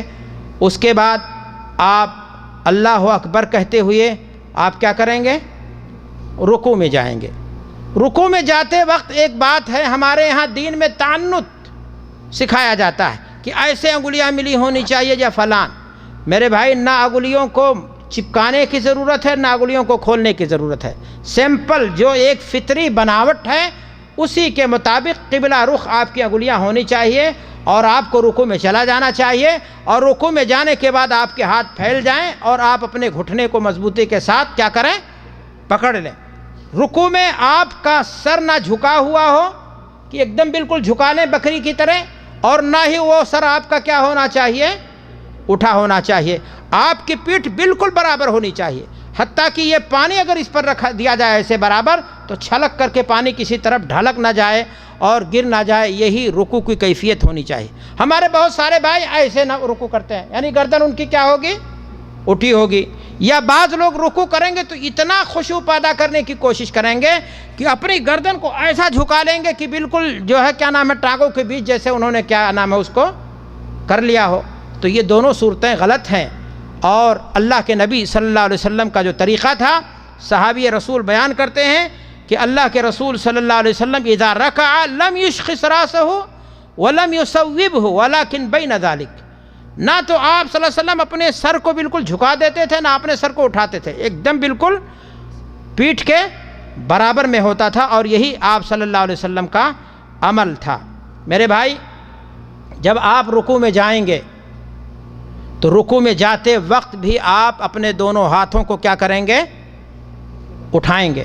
ہمارے بہت سارے بھائی ہیں جو کہتے ہیں رفع یدین صرف تکبیر تحریمہ کے وقت درست ہے، بقیہ اور جگہوں پر ہاتھ اٹھانا درست نہیں ہے، جبکہ احادیث کو اگر آپ پڑھیں گے، کھنگالیں گے تو پوری نماز میں 4 جگہوں پر ہاتھ اٹھانا دین میں ثابت ہے، رسول صلی اللہ علیہ وسلم کا یہ عمل ہے، اور آپ صلی اللہ علیہ وسلم کی یہ سنت ہے، اور صحابہ کا یہ کیا تھا؟ معمول تھا۔ ایک تو میں نے آپ کو بتایا، طریقہ بتا دیا کہ تکبیر تحریمہ کے وقت، اور ایک جب آپ رکوع میں جائیں گے اس وقت، اور ایک جب آپ رکوع سے اٹھیں گے اس وقت، اور نماز اگر ثلاثی ہے یا رباعی ہے، یعنی 3 رکعت والی نماز ہے یا 4 رکعت والی نماز ہے، تو جب تیسری رکعت میں آپ اٹھیں گے تو اس وقت بھی جب آپ اٹھیں گے تو اپنے دونوں ہاتھوں کو آپ کیا کریں گے؟ کندھے کے بالمقابل یا کان کے بالمقابل کیا کریں گے؟ آپ اٹھائیں گے۔ اللہ کے نبی صلی اللہ علیہ وسلم کی یہی سنت ہے، اور یہی ہمارے نبی صلی اللہ علیہ وسلم کا معمول تھا۔ حضرات صحابہ، تابعین اور ائمہ دین کا بھی یہی معمول تھا، اور یہی جو ہے احادیث کی صحیح کتابوں میں، صحیح بخاری اور صحیح مسلم اور دیگر کتابوں میں جو صحیح احادیث ہیں، اسی تعلق سے کئی ایک روایتیں کیا ہیں؟ موجود ہیں۔ میرے بھائی اور دوستوں، اگر میں ایک ایک روایت کو ذکر کروں گا اس تعلق سے تو شاید جو ہے بات لمبی ہو جائے گی، اور اس لیے میں اپنی بات کو اس تعلق سے، رفع یدین کے تعلق سے اسی پر مختصر کرتے ہوئے اپنی بات کو آگے بڑھاتا ہوں۔ ہمارے بعض بھائی ہیں جو مسائل میں نے آپ سے کہا کہ سونٹا چلانے والی بات اور بیجا تعویل کرنے والی بات، اپنی من چاہی تعویل کو، تفسیر کو دین باور کرانے والی کوشش، اور جب وہ اس پر اترتے ہیں تو نصوص کو خراج بھی چڑھاتے ہیں، اور وہ نامعلوم کیا کیا حرکتیں کرتے ہیں۔ مثلا رفع یدین کے تعلق سے ہی امام بخاری نے کتاب لکھی باقاعدہ، اور باقاعدہ صحابہ کا اجماع نقل کیا ہے کہ تمام ہی صحابہ رفع یدین کر کے نماز پڑھتے تھے، صرف تکبیر تحریمہ کے وقت ہی نہیں بلکہ 17 صحابہ سے یہ روایت موجود ہے۔ رفع یدین کی حدیث کو 17 صحابہ تواتر کے ساتھ نقل کرتے ہیں۔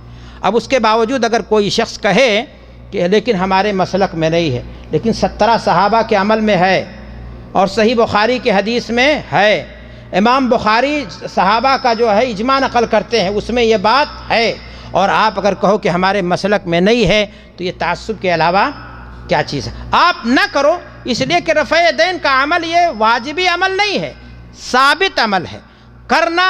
اب آپ کہو کہ نہیں کیا تب بھی نماز ہو جائے گی۔ ایک طرف دین کے بہت سارے مسائل میں جہاں وہ عبادت ہونا ثابت نہیں ہے، جہاں اس کا دین ہونا صحیح شک کے دائرے میں ہے، وہاں تو آپ جان کی بازی لگا دیتے ہو، اس کو عبادت ثابت کرنے کے لیے ہنگامہ کرتے ہو، اور ایک طرف آپ مانتے ہو کہ رفع یدین دین کا حصہ ہے، لیکن یہ کہہ کر کے دامن چھڑانے کی کوشش کی جاتی ہے کہ ہمارے مسلک میں یہ چیز نہیں ہے۔ یہ تعصب کے علاوہ اور کوئی چیز نہیں ہے۔ ایک آدمی کبھی نہ کرے اور کبھی کرے تاکہ دونوں حدیثوں پر عمل ہو جائے۔ میں سمجھتا ہوں رفع یدین کرنے سے کوئی شخص کسی مسلک سے باہر نہیں ہو جائے گا۔ ائمہ دین نے یہی بات کہی کہ اذا صح الحدیث فہو مذہبی۔ ہم نے بہت سارے لوگوں کو دیکھا ہے جن کے مسلک میں رفع یدین نہیں ہے، لیکن ان کو ہم نے عمل کرتے ہوئے دیکھا۔ اور میں نے جب کہا کہ بھائی آخر آپ نے ایسا کیوں کیا، تو کہا بھائی جب حدیث میں یہ بات ہے تو وہی میرا مسلک ہے، اور ہمارے امام نے تو یہ بات کہی۔ کہتے نہیں، ہم نے موتی ڈھونڈ لی اور ہم نے بات میں جیت حاصل کر لی، اور ہم نے اس بطون کتب حدیث کو کھنگال کر کے اپنے موقف کی تائید میں مسئلہ بالکل کلیئر کر لیا۔ اور عبداللہ بن مسعود رضی اللہ تعالیٰ عنہ کی حدیث میں یہ بات ہے کہ انہوں نے نبی صلی اللہ علیہ وسلم کی نماز کی کیفیت جب بیان کی تو اس میں انہوں نے ایک مرتبہ رفع یدین کیا، اور وہ بھی تکبیر تحریمہ کے وقت۔ بقیہ جگہوں پر انہوں نے ہاتھ نہیں اٹھایا۔ ابن حزم رحمۃ اللہ علیہ اس روایت کو نقل کرنے کے بعد لکھتے ہیں کہ عبداللہ بن مسعود کی اگر یہ روایت صحیح ثابت نہ ہوتی تو پھر رفع یدین یہ سنت نہیں بلکہ واجبی عمل ہوتا، اور اگر کوئی شخص رفع یدین نہیں کرتا تو پھر نماز اس کی نہیں ہوتی۔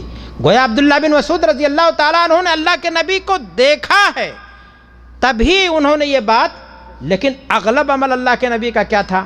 17 صحابہ۔ عبداللہ بن مسعود نے اپنی روایت میں، اپنی حدیث میں یہ کہیں نہیں کیا کہ اللہ کے رسول نے رفع یدین بلکہ انہوں نے ایک مرتبہ کا عمل بتایا ہے کہ ہم نے اللہ کے نبی صلی اللہ علیہ وسلم کو دیکھا، آپ نے اس طرح بھی نماز پڑھی۔ گویا اللہ کے رسول صلی اللہ علیہ وسلم نے اگر کبھی کوئی شخص رفع دین نہیں کرتا ہے تو اس کی نماز پہ کوئی فرق نہیں آئے گا، لیکن زندگی بھر لگا دے اور اس ناطے کہ وہ اس کے مسلک میں نہیں، اس ناطے عمل نہیں کرتا، اور دوسری طرف دعویٰ کرے کہ میں متبع سنت ہوں، متبع فقہ وہ ضرور ہے، متبع حدیث یا متبع رسول یا متبع سنت وہ شخص نہیں ہے جو کہتا ہے کہ صحیح بخاری کی روایت تو ہے اور حدیث تو صحیح ہے لیکن ہمارے یہاں یہ معاملہ ایسے ہے۔ میرے بھائی اور دوستو، رکوع کے بعد باری آتی ہے، یا رکوع کے تعلق سے ہی میں نے آپ کو بتایا کہ آدمی کیا کرے گا، اپنے ہاتھ کو گھٹنوں پر رکھے گا اور مضبوطی کے ساتھ اس کو پکڑے گا اور رکوع کی حالت میں کیا پڑھے گا، سبحان ربی العظیم۔ کتنی مرتبہ واجب ہے؟ ایک مرتبہ، اور 3 مرتبہ کامل ہے۔ اور اگر کوئی آدمی تنہا نماز پڑھ رہا ہے، امام نہیں ہے، تو طاق عدد میں وہ جتنی مرتبہ چاہے وہ سبحان ربی العظیم رکوع کی حالت میں وہ کہہ سکتا ہے۔ اور بھی دعائیں ہیں، ثابت ہیں، اگر کوئی شخص ایسا پڑھنا چاہتا ہے تو وہ ان دعاؤں کو بھی وہ کیا کر سکتا ہے، پڑھ سکتا ہے۔ لیکن حالت رکوع اگر کوئی شخص کہے کہ میں حافظ ہوں، دعا کے نام پر اب میں قرآن مجید کی کیا کر لوں، تلاوت کر لوں، بندہ اللہ سے سب سے زیادہ قریب کب ہوتا ہے؟ رکوع کی حالت میں، سجدے کی حالت میں۔ دین ثبوت کا نام ہے یا دین نام ہے ہماری اور آپ کی فیلنگ اور جذبے کا، تک بندی کا اور عقلی دلیلوں کا؟ دین ثبوت کا نام ہے۔ اللہ کے نبی نے حالت رکوع اور حالت سجدہ قرآن پڑھنے سے روکا ہے۔ اب اگر کوئی شخص حالت سجدہ اور حالت رکوع عبادت سمجھ کر کے قرآن پڑھنا لگے تو وہ کیا ہو جائے گا، وہی عمل غلط ہو جائے گا۔ اس لیے میرے بھائی اور دوستوں، میں نے آپ سے کہا کہ حالت رکوع آپ کو ان تمام چیزوں پر دھیان دینا چاہیے۔ ہمارے بہت سارے بھائی ہیں جو رکوع اور سجدے میں اطمینان نہیں کرتے۔ آپ دیکھیے کہ وہ اتنی تیز نماز پڑھتے ہیں جیسے کوا مارے کیا، چونچ۔ اور اللہ کے نبی جناب محمد الرسول اللہ صلی اللہ علیہ وسلم نے حدیث کے اندر ارشاد فرمایا ہے کہ اسوأ الناس سرقۃ، سب سے برا چور کون ہے؟ الذی یسرق فی صلاتہ، جو اپنی نماز میں چوری کرے۔ صحابہ نے کہا اللہ کے رسول صلی اللہ علیہ وسلم کیف یسرق فی صلاتہ، ایک انسان نماز میں چوری کیسے کرے گا، نماز کا چور کیسے ہوگا؟ تو اللہ کے رسول صلی اللہ علیہ وسلم نے فرمایا کہ لا یتم رکوعہا ولا سجودہا، کہ وہ اپنے رکوع کو اور اپنے سجدے کو مکمل طریقے سے، جس طرح سے اللہ کے رسول صلی اللہ علیہ وسلم نے اطمینان کے ساتھ، سنجیدگی کے ساتھ جس طرح اللہ کے رسول رکوع اور سجدہ کرتے تھے اس طرح نہ کرے، بلکہ وہ کوے کی چونچ مارے، جلد بازی کرے، تو ایسا شخص نماز میں کیا ہے، چور ہے۔ ہمارے بہت سارے بھائی ہیں جو حالت رکوع یا قیام اپنی آنکھ کو کیا کر لیتے ہیں، بند کر لیتے ہیں، یا وہ آسمان کی طرف دیکھنے لگتے ہیں۔ مقصد ان کا کیا ہوتا ہے، بناوٹی خشوع اور خضوع۔ ذہن و دماغ میں نماز سے پہلے سیریل دیکھ رہے تھے، خبر کے نام پر پتہ نہیں گناہ کی کن وادیوں میں کیا کر رہے تھے، وہ بھٹک رہے تھے۔ اب وہ جب نماز پڑھ رہے ہیں تو ان کا دماغ سارا وہی ریل چل رہا ہے، تو اس کو دور کرنے کے لیے کیا کر رہے ہیں، اس طرح کی حرکتیں کر رہے ہیں۔ یاد رکھیں، اپنے گناہ سے توبہ کیجیے۔ نماز عبادت ہے، وہ چیزیں جو آپ کے تقوی کے منافی ہیں ان کو چھوڑیے۔ آپ ٹانک پیو، بیماری کا علاج نہ کرو، آپ کی ٹانک آپ کو فائدہ نہیں دے گی۔ آنکھ بند کر کے نماز میں خشوع نہیں پیدا ہوگا۔ آپ جو ہے آنکھ بند کر کے یا آسمان کی طرف سر اٹھا کر کے نماز میں خشوع پیدا نہیں کر سکتے ہیں۔ اللہ کے نبی صلی اللہ علیہ وسلم نے ایسے آدمی کو ڈانٹ پلائی ہے۔ آپ صلی اللہ علیہ وسلم نے فرمایا ما بال اقوام یرفعون ابصارهم الى السماء فی صلاتهم فاشتد قوله فی ذلك حتى قال لینتہین عن ذلك او لتختفن ابصارهم۔ اللہ کے رسول صلی اللہ علیہ وسلم نے فرمایا کہ کچھ لوگوں کو کیا ہو گیا ہے کہ وہ نماز پڑھتے ہیں اور آسمان کی طرف اپنی نگاہ، چھت کی طرف اپنی نگاہ کیا کرتے ہیں، اٹھا لیتے ہیں۔ یا تو وہ لوگ اپنی اس غلط حرکت سے باز آ جائیں اللہ، ورنہ اللہ ان کی بینائی ہی کیا کر لے گا؟ چھین لے گا۔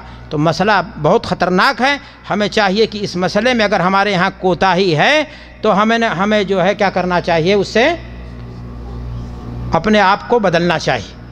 دیکھنے میں یہ بھی آتا ہے، میں نے آپ سے کہا کہ آسمان کی طرف والا مسئلہ تو کلیئر ہو گیا کہ آنکھ بند کر کے، اور آپ اگر نصوص شریعت کو دیکھیں گے، اللہ کے رسول صلی اللہ علیہ وسلم کی نماز کو غور سے دیکھیں گے تو پتہ یہ چلے گا کہ اللہ کے رسول صلی اللہ علیہ وسلم ایک دو نہیں، کئی متعدد نصوص موجود ہیں جس سے صاف پتہ چلتا ہے کہ اللہ کے رسول صلی اللہ علیہ وسلم آنکھ کھول کر کے کیا کرتے تھے؟ نماز پڑھتے تھے۔ اللہ کے نبی جناب محمد رسول اللہ صلی اللہ علیہ وسلم کے تعلق سے یہ بات آتی ہے کہ آپ صلی اللہ علیہ وسلم صلاۃ کسوف میں آپ نے کیا کیا؟ جنت کا دیدار کیا تو انگور کے خوشے کو اللہ کے رسول صلی اللہ علیہ وسلم نے پکڑنے کی کیا کی؟ کوشش کی۔ حالت صلاۃ یہ بھی بات اللہ کے نبی جناب محمد رسول اللہ صلی اللہ علیہ وسلم سے مروی ہے کہ ایک مرتبہ آپ نے شیطان کے گلے کو کیا کر دیا؟ پکڑ کر کے دبا دیا۔ اللہ کے نبی جناب محمد رسول اللہ صلی اللہ علیہ وسلم سے یہ بات بھی مروی ہے کہ اللہ کے نبی جناب محمد رسول اللہ صلی اللہ علیہ وسلم نے جب نماز کی حالت میں اپنے جوتے کو نکالا تو صحابہ کرام نے بھی اپنے جوتے کو کیا کر دیا؟ نکال دیا۔ گویا اللہ کے نبی ہی نہیں آنکھ کھول کر کے نماز پڑھتے تھے، اللہ کے نبی کے صحابہ بھی نماز اپنی آنکھوں کو کھول کر کے نماز پڑھا کرتے تھے۔ تو خشوع اور خضوع آنکھ بند کر کے یا آسمان کی طرف یا بکری کی طرح گردن جھکانے سے نہیں آتا ہے، اپنے گناہوں کو توبہ کرنے سے، نماز کے لیے صحیح ڈھنگ سے جو ماحول ہوتا ہے وہ بیانانے سے، اور صحیح ڈھنگ سے جب آپ نماز پڑھیں گے تو آپ کے اندر خشوع اور خضوع آئے گی، بناوٹ سے خشوع و خضوع پیدا نہیں ہوگی۔ تو میرے بھائی اور دوستوں کہ انسان کو چاہیے، یہ بھی دیکھنے میں آتا کہ ہمارے بہت سارے بھائی نماز کے لیے جب آتے ہیں تو دیکھیں گے کہ امام صاحب رکوع میں ہیں، ابھی رکعت کیا ہو جائے گی؟ ختم ہو جائے گی، تو دوڑ لگاتے ہیں اور دوڑتے ہوئے آئیں گے اور سب کے پیچھے ہی کیا ہو جائیں گے؟ شروع ہو جائیں گے نماز میں۔ اللہ کے نبی جناب محمد رسول اللہ صلی اللہ علیہ وسلم نے اس عمل سے روکا ہے۔ آپ صلی اللہ علیہ وسلم نے فرمایا کہ علیکم السکینۃ والوقار فما ادرکتم فصلوا وما فاتکم فاتموا۔ کوئی کھلاڑی تھوڑو نہ ہے، فٹ بالر نہیں ہیں آپ نمازی کی طرح گھر سے وضو بنا کر کے وقار کے ساتھ مسجد آئیے، جتنا آپ کو ملے۔ یہ جذبہ تو ٹھیک ہے کہ آپ کی نماز نہ چھوٹے، لیکن آپ پہلے آئیے اس کے لیے۔ اب آپ بعد میں آئیے اور سنت بھی ادا کیجئے، چاہے 2 رکعت آپ کی فرض چھوٹ جائے، یا آپ بعد میں آئیے اور رکوع پانے کے لیے آپ کیا کیجئے؟ پہلی صف میں جگہ خالی ہے اور آپ سب کے پیچھے نماز کیا کر دیجئے؟ اپنی شروع کر دیجئے۔ یاد رکھیں، صف کے پیچھے تنہا اگر آپ نماز پڑھ رہے ہیں تو آپ کی نماز مکمل نہیں ہوگی۔ اگر پہلی صف میں جگہ نہیں ہے، مجبوری ہے، آپ کو کوئی صورت نہیں ہے کہ آپ جو ہے اس میں شریک ہو سکیں، امام کے بغل میں بھی جا کر کے آپ کھڑی نہیں ہو سکتے ہیں، تو فاتقوا اللہ ما استطعتم کے تحت پیچھے آپ تنہا اگر نماز پڑھتے تو آپ کی نماز درست ہو جائے گی۔ لیکن بلا وجہ اگر جگہ ہے، آپ نے رکوع پانے کے چکر میں آپ داہنے جاتے، تب تک رکوع سے امام اٹھ جاتا اور اس کوشش میں آپ نے پیچھے نماز شروع کر دی تو آپ کی نماز درست نہیں ہوگی۔ تو میرے بھائی اور دوستو، اس مسئلے کو آدمی کو دھیان سے جاننا چاہیے اور غور سے سننا چاہیے۔ اور یہ طریقہ بھی ہمارے یہاں جو عمل میں آتا ہے، دیکھنے میں آتا ہے کہ بعض لوگ آتے ہیں اور دامن یوں پکڑتے ہیں اور پیچھے سے آگے سے کسی کو کیا کر لیتے ہیں؟ کھینچ لیتے ہیں۔ یہ طریقہ بھی ثابت نہیں ہے۔ حضرت شیخ ابن باز رحمۃ اللہ علیہ اور دیگر علماء نے اس معاملے میں تفصیل سے لکھا ہے کہ کسی آدمی کو کھینچ لینا، وہ اپنے رب سے لو لگائے ہوئے ہے، وہ پہلی صف میں کھڑا ہے، آپ کو کہاں سے حق ہے؟ اس تعلق سے کوئی روایت صحیح نہیں ملتی ہے۔ اور پھر یہ کہ صفوں کو مکمل کرنا، اس میں بیچ میں جگہ نہ ہو، یہ دین ہے۔ اور آپ ایک آدمی کو جب کھینچ لیں گے تو پوری صف کیا ہو جائے گی؟ ڈسٹرب ہو جائے گی۔ اس لیے میرے بھائی اور دوستو، ان تمام چیزوں سے انسان کو کیا کرنا چاہیے؟ بچنا چاہیے۔ اور رکوع جب مکمل ہو جائے تو اب آپ اٹھیں گے اور اٹھتے وقت آپ کیا کریں گے؟ اگر امام ہیں تو سمیع اللہ لمن حمدہ، اگر مقتدی ہیں تو آپ کیا کہیں گے؟ ربنا لک الحمد یا ربنا ولک الحمد۔ لوگ تو دعا کیا، کمر بھی اپنی سیدھی نہیں کرتے ہیں اور سجدے میں چلے جاتے ہیں. 8 منٹ یا 7 منٹ میں 20 رکعت تراویح کیا ہو جاتی ہے لوگوں کی مکمل ہو جاتی ہے. اور اللہ کے نبی صلی اللہ علیہ وسلم فرماتے ہیں کہ انسان جب کھڑا ہو تو جب تک اس کی ہر ہڈی اپنی جگہ پر واپس نہ آ جائے تب تک وہ سجدے میں نہ جائے. اور پھر پوری دعا کی فضیلت دیکھیں کہ جب ایک صحابی نے پڑھا کہ ربنا وَلَكَ الْحَمْدُ حَمْدًا كَثِيرًا طَيِّبًا مُبَارَكًا فِيهِ، تو اللہ کے رسول نے پوچھا بعد میں کہ کس نے پڑھا تھا، تو کہا کہ میں نے پڑھا تھا.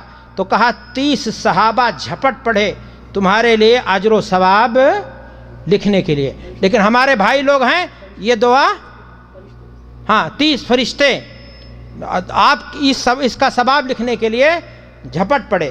اب آپ ذرا دیکھیں کہ دعا کی کون بات کرے. میں نے آپ سے کہا کہ سیدھا ڈھنگ سے کھڑے بھی نہیں ہوتے ہیں اور سجدے کی حالت میں جو ہے لوگ کیا کرتے ہیں جانے کی کوشش کرتے ہیں. تو میرے بھائیو اور دوستوں یہ سنت کی خلاف ورزی ہے اور ان تمام چیزوں سے نماز کا ثواب کیا ہو جائے گا کم ہو جائے گا اور بہت ساری چیزیں جو انسان کے لیے فائدے کی چیز تھیں وہ اس کے لیے نقصان کا باعث ہو جائیں گے. اللہ کے نبی جناب محمد رسول اللہ صلی اللہ علیہ وسلم جب کھڑے ہوتے تھے رکوع سے سجدے کے لیے تو میں نے آپ سے پہلے ہی بتایا کہ آپ اپنے دونوں ہاتھوں کو کیا کرتے تھے اٹھاتے تھے اور اس کے بعد دعا پڑھنے کے بعد آپ جب سجدے میں جاتے تھے تو سجدے میں جانے کی کیفیت کیا ہوتی تھی؟ کیا آپ اپنے دونوں گھٹنوں کو پہلے رکھتے تھے یا اپنے دونوں ہاتھ کو زمین پر پہلے رکھتے تھے؟ حدیث میں جو صاف بات ہے وہ یہ ہے کہ وَلْيَضَعْ يَدَيْهِ قَبْلَ رُكْبَتَيْهِ، انسان کو اپنے دونوں ہاتھ کو اپنے دونوں گھٹنوں سے پہلے رکھنا چاہیے. مسئلے میں اختلاف ہے لیکن جو بات دلائل سے قریب لگتی ہے وہ یہی لگتی ہے کہ انسان کو چاہیے کہ وہ اپنے دونوں ہاتھ کو کیا کریں اپنے گھٹنوں سے پہلے رکھیں. اور حدیث میں یہی بات آئی ہے. یہ کہنا کہ اونٹ کا گھٹنا کہاں ہوتا ہے اور فلان ہوتا ہے اس کی تعویلات ہیں میرے بھائی اور دوستوں. اور اس لیے جو ہے ہم سمجھتے ہیں کہ جو حدیث میں صاف لفظوں میں آیا ہے اور جن الفاظ میں ہے اسی پر عمل کرتے ہوئے سنت کے مطابق اپنی نماز کو ہمیں برتنا چاہیے. پھر ہم کیسے جائیں گے؟ پہلے ہم کیا کہیں گے؟ اللہ اکبر کہیں گے جھکتے ہوئے اور اس کے بعد ہم رکوع میں جائیں گے سجدے میں جائیں گے. تو سجدے میں جانے کے وقت ایک بات ہمیں ذہن میں رکھنی چاہیے کہ سجدہ اللہ کے رسول نے فرمایا ہے کہ 7 ہڈیوں پر ہونا چاہیے. کتنی ہڈیوں پر؟ کیسے 7 ہڈیاں ہوں گی؟ دونوں ہاتھ، پیشانی اور ناک. ہمارے بعض بھائی ایسے سجدہ کرتے ہیں ناک کیا کر لیتے ہیں اٹھا لیتے ہیں. سجدہ مکمل ہوگا نہیں. پیشانی اور ناک دونوں ایک شمار ہوں گے. دونوں ہاتھ، دونوں گھٹنا اور دونوں پیر کتنے ہو گئے؟ 7. سجدے کی حالت میں ہمارے بہت سارے بھائیوں کو دیکھو گے کہ وہ پیر کو زمین سے کیا کرتے ہیں اٹھا لیتے ہیں تو پھر سجدہ ان کا مکمل نہیں رہ گیا. سجدے کی حالت میں پیر کی انگلیاں آپ کی کیا ہونی چاہیے؟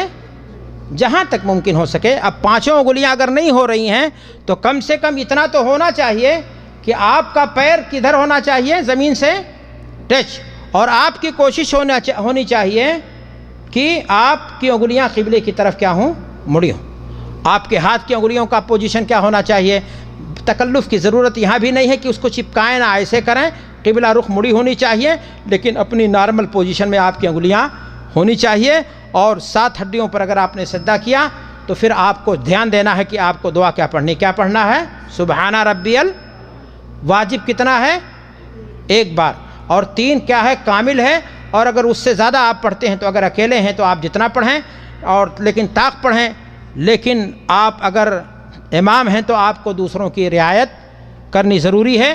جیسا کہ میں نے کہا کہ اللہ کے رسول نے فرمایا امرت ان اسجد علی 7 اعظم علی الجبہہ واشار بیدہ الی انفہ والیدین والرکبتین واطراف القدمین. یہاں پر میں رک کر کے آپ لوگوں کے ذہن و دماغ کو کچھ باتوں کی طرف متوجہ کرنا چاہتا ہوں. ہمارے بہت سارے بھائی لوگ ہیں جس طرح سے ہاتھ کے باندھنے کے تعلق سے مسائل پیدا کرتے ہیں حضرت علی رضی اللہ تعالیٰ عنہ کی حدیث پر عمل کرتے ہیں، کہتے ہیں ہاتھ ہم کہاں باندھیں گے؟ ناف کے نیچے، لیکن ماں اور بہنوں کو خود اپنے گھر میں حکم دیتے ہیں کہ تم ہاتھ کہاں باندھو؟ سینے پر۔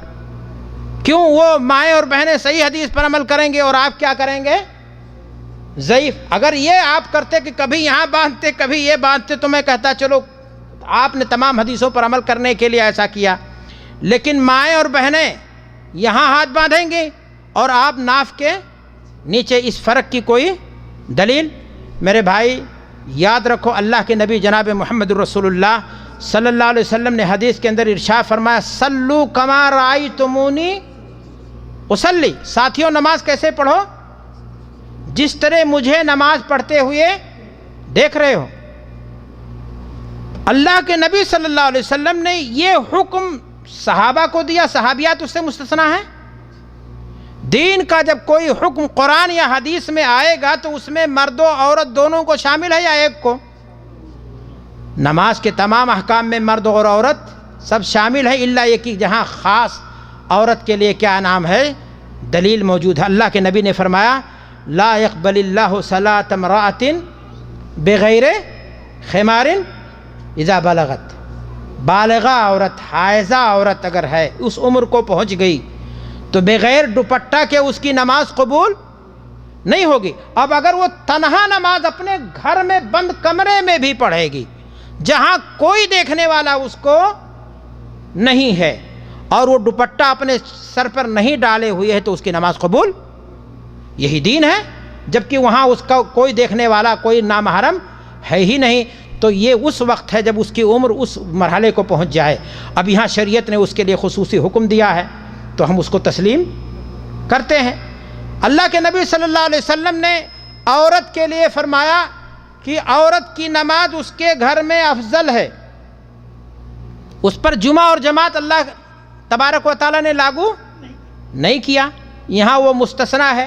لیکن وہ نماز کیسے پڑھے گی؟ مرد اور عورت کی نماز میں کیا ہے فرق کیا جائے؟ کہا جائے نہیں وہ یہ ہاتھ یہاں باندھے گی اور مرد کہاں باندھے گا؟ یہاں۔ تو میرے بھائی اور دوست اس فرق کی کیا ہونی چاہیے؟ دلیل ہونی چاہیے۔ اسی طرح سجدے میں بھی کہا جاتا ہے کہ عورت سجدہ مرد کی طرح نہیں کرے گی۔ مرد سجدہ کرتے وقت کیا کرے گا؟ اللہ کے نبی صلی اللہ علیہ وسلم اپنے پہلو سے اپنے پیٹ کو کیا رکھتے تھے؟ دور رکھتے تھے۔ حدیث میں یہ بات مذکور ہے کہ بکری کا چھوٹا بچہ نیچے سے کیا ہو جائے۔ اب آپ لوگوں سے سوال ہے، اگر حرم میں نماز پڑھ رہے ہو، بھیڑ میں پڑ گئے ہیں تو کتنی دور تک ہاتھ پھیلائیں گے؟ فاتقوا اللہ ما استطعتم، وہاں مجبوری ہے تو آپ اپنے ہاتھ کو کیا کریں گے؟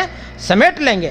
لیکن یہ کہا جائے کہ عورت اپنے آپ کو تربو کرے گی اور سمٹ جائے گی اور اپنے پہلو سے اپنے ہاتھ کو کیا کرے گی؟ گھٹنوں سے ملا لے گی، اس تفریق کی کوئی دلیل نہیں ہے۔ اور اس تعلق سے جو بھی آثار بیان کرنے کی کوشش کیے جاتے ہیں، چاہے وہ عبداللہ بن عمر رضی اللہ تعالیٰ عنہ سے ہوں یا اسی طریقے سے دیگر صحابہ سے، میرے بھائی اور دوستو اس تعلق سے کوئی بھی روایت صحیح ثابت نہیں ہے۔ حضرت علی رضی اللہ تعالیٰ عنہ سے بھی ایک اثر بیان کی جاتی ہے، اور اثر جب ثابت نہ ہو تو وہ بے اثر ہے۔ اثر سمجھتے ہیں کسے کہتے ہیں؟ رسول کا قول نہیں، صحابی کا قول، اور صحابی کا قول بھی جب ثابت نہ ہو تو کوئی معنی نہیں رکھتا ہے، بلکہ معاملہ اس کے الٹ ہے۔ معاملہ کیا ہے؟ اس کے الٹ ہے۔ امام بخاری رحمۃ اللہ علیہ نے اپنی کتاب تاریخ صغیر میں ام دردہ کی سند سے یہ واقعہ نقل کیا، انہا کانت تجلس فی صلاتہا جلسۃ الرجل وکانت فقیہا۔ ام دردہ، جس طرح صحابہ میں بعض صحابہ فقہا میں سے شمار ہوئے ہیں، ام دردہ عورتوں میں صحابیات میں فقیہہ میں سے شمار ہوئی ہیں، اور ان کے بارے میں امام بخاری رحمۃ اللہ علیہ نے نقل کیا ہے کہ وہ باقاعدہ نماز پڑھتی تھیں اور اپنا سجدہ جیسے مرد کرتے تھے ویسے کرتی تھیں۔ تو صحابیات کا عمل بھی ہے کہ وہ مردوں جیسا سجدہ کیا کرتی تھیں، اس میں وہ ایسی کوئی بناوٹ کرنے کی کوشش نہیں کرتی تھیں اپنی طرف سے عاطفے سے کہ عورت کا جسم یہ اور فلاں یہ اور فلان یہ۔ اس تفریق کا کوئی معنی، کوئی جگہ نہیں رہ جاتی ہے جب اس تعلق سے کوئی دلیل موجود نہ ہو۔ اب مسئلہ آتا ہے کہ جب انسان سجدہ کر لے تو اب کیا کہے گا؟ اٹھے گا سجدے سے تب کیا کہے گا؟ اللہ اکبر۔ اور دونوں سجدے کے بیچ میں کیا کرے گا؟ بیٹھے گا. تو بیٹھے گا کیسے بیٹھے گا؟ کہتے ہیں کہ عورت ایسے بیٹھے گی دونوں پیروں کو، نہیں، جس طرح مرد بیٹھے گا اسی طرح سے عورت بیٹھے گی. اور مرد کیسے بیٹھے گا؟ بائیں پیر کو بچھائے گا، اس پر بیٹھے گا، داہنے پیر کو کیا کرے گا؟ کھڑا کرے گا، اور دونوں ہاتھ کو دونوں ران پر رکھے گا. ران پر یا گھٹنے پر، اس مسئلے میں سختی نہیں ہے. آپ جیسے گھٹنا یہاں ہوتا ہے، ران ایسے، تو یہاں پر دونوں طرح کی حدیثیں ہیں. آپ کا ہاتھ آپ کی ران پر ہے یا آپ کے گھٹنے کے قریب ہے، دونوں بات حدیث میں ثابت ہے، اور اس میں کوئی پریشانی کی بات نہیں ہے. اور اس بیٹھک کا نام کیا ہوگا؟ جلسہ افتراش. اور دعا پڑھے گا. کون سی دعا پڑھے گا؟ ہمارا مولوی نہیں بتاتا اس دعا کو اپنے لوگوں کو، چھوٹی چھوٹی باتیں بتاتا ہے اور اس میں جھگڑا کرواتا ہے. اور یہ دعا ثابت ہے، لیکن یہ دعا نہیں بتاتا اللہم اغفر لی وارحمنی واہدنی وعافنی وارزقنی. اگر میں کہوں ہاتھ اٹھا کر کے لوگ بتائیں کہ کتنے لوگوں کو یہ دعا یاد ہے؟ دیکھیں بہت سارے لوگوں کو. ہاں ماشاءاللہ آپ لوگوں نے تو یاد کر رکھی ہے، یہ دعا یاد ہے ماشاءاللہ آپ لوگوں کو. تو یہ دعا میرے بھائی اور دوستوں دونوں سجدے کے بیچ میں پڑھی جانی چاہیے. اور اللہ کے نبی صلی اللہ علیہ وسلم سے یہ دعا ثابت ہے. حضرت عبداللہ ابن عباس رضی اللہ تعالیٰ عنہ نے اس دعا کو روایت کیا ہے، اور دیگر صحابہ نے بھی اس دعا کو روایت کیا ہے. اور دعا بڑی پیاری ہے اور بہت ہی ضخیم، بہت ہی معنی دار الفاظ پر شامل ہے، اور یہ دعا ہمیں ضرور پڑھنی چاہیے. اور یہاں پر ایک بات میں بتا دینا ضروری سمجھتا ہوں، خاص طور سے ہمارے سامنے وہی لوگ زیادہ نظر آ رہے ہیں، اور میں کسی کی ہوٹنگ یا کسی کا مذاق نہیں بنانا چاہتا، اور میں کسی کو ہدف ملامت اور تنقید کا نشانہ بھی نہیں میرا مقصد ہے. بس مقصد ہے بیان دین. ہمارے بہت سارے بھائی ہیں جو ٹی شرٹ پہنے بیٹھے میرے سامنے بیٹھے ہیں، اور پینٹ پہنے ہوئے ہیں. اور ٹی شرٹ کی ایک پوزیشن ہوتی ہے، اور پینٹ کی بھی ایک کیا ہوتی ہے؟ پوزیشن ہوتی ہے. اور جب ایسا انسان سجدے میں جاتا ہے تو پیچھے اس کا کمر کے حصے میں وہ حصہ اس کا کھل جاتا ہے جو اس کا سطر ہے. اور نماز کے لیے سطر کی جگہوں کا ڈھانکنا کیا ہے مول صاحب؟ ضروری ہے. سطر کا ڈھانکنا نماز میں کیا ہے؟ ضروری ہے. اور اگر ایسا ہوتا ہے تو اس کی نماز کیا ہے؟ خطرے میں. تو آپ نماز کے ٹائم ایسا لباس نہ پہنیں بلکہ کسی اور ٹائم بھی. اور اگر ایسا پہنے تو وہ بنیائن جو ہے انر کی شکل میں ڈالیں، تاکہ کم سے کم وہ جگہ کھل نہ جائے، اور آپ کی نماز جو آپ نے محنت کی ہے، قربانی دی ہے اپنے نیت کی، اور فجر کی نماز کے لیے مسجد آئے ہیں، کہیں ایسا نہ ہو جائے کہ نماز پڑھنے کے بعد بھی آپ کا ثواب کیا ہو جائے؟ رفو چکر ہو جائے. چلیں ایک رکعت جب آپ نے نماز پڑھ لی، اب دوسری رکعت کے لیے آپ کو کھڑے ہونا ہے، تو کیسے کھڑے ہوں گے؟ دیکھا ہے لوگوں کو کھڑے ہوتے ہوا سجدے سے سیدھا کیا ہو گئے؟ ڈائریکٹ کھڑے ہو گئے. جبکہ نبی صلی اللہ علیہ وسلم کی سنت سے یہ بات ثابت ہے کہ آپ صلی اللہ علیہ وسلم سجدے سے دوسرے سجدے سے جب اٹھتے تھے تو ہلکا بیٹھک اللہ کے نبی جناب محمد رسول اللہ صلی اللہ علیہ وسلم بیٹھتے تھے. اور آپ صلی اللہ علیہ وسلم بیٹھنے کے بعد پھر کیا ہوتے تھے؟ آپ صلی اللہ علیہ وسلم اٹھتے تھے. تو میرے بھائیوں انسان کو چاہیے کہ یہاں پر بھی نبی صلی اللہ علیہ وسلم کی سنت پر کیا کرے؟ عمل کرے. اور اٹھتے وقت اسے کیا کرنا چاہیے؟ اپنے دونوں ہاتھوں کا سہارا لینا چاہیے. ڈائریکٹ یوں پیچھے سے نہیں اٹھنا چاہیے، بلکہ بعض روایتوں میں صراحت ہے کہ عورت جیسے آٹا گوندھتی ہے، نہیں، اس کیفیت میں اللہ کے رسول صلی اللہ علیہ وسلم دوسرے سجدے سے اٹھنے کے بعد ہلکی بیٹھک، اور اس کے بعد آپ صلی اللہ علیہ وسلم اپنے دونوں ہاتھوں کو زمین پر کیا کرتے تھے؟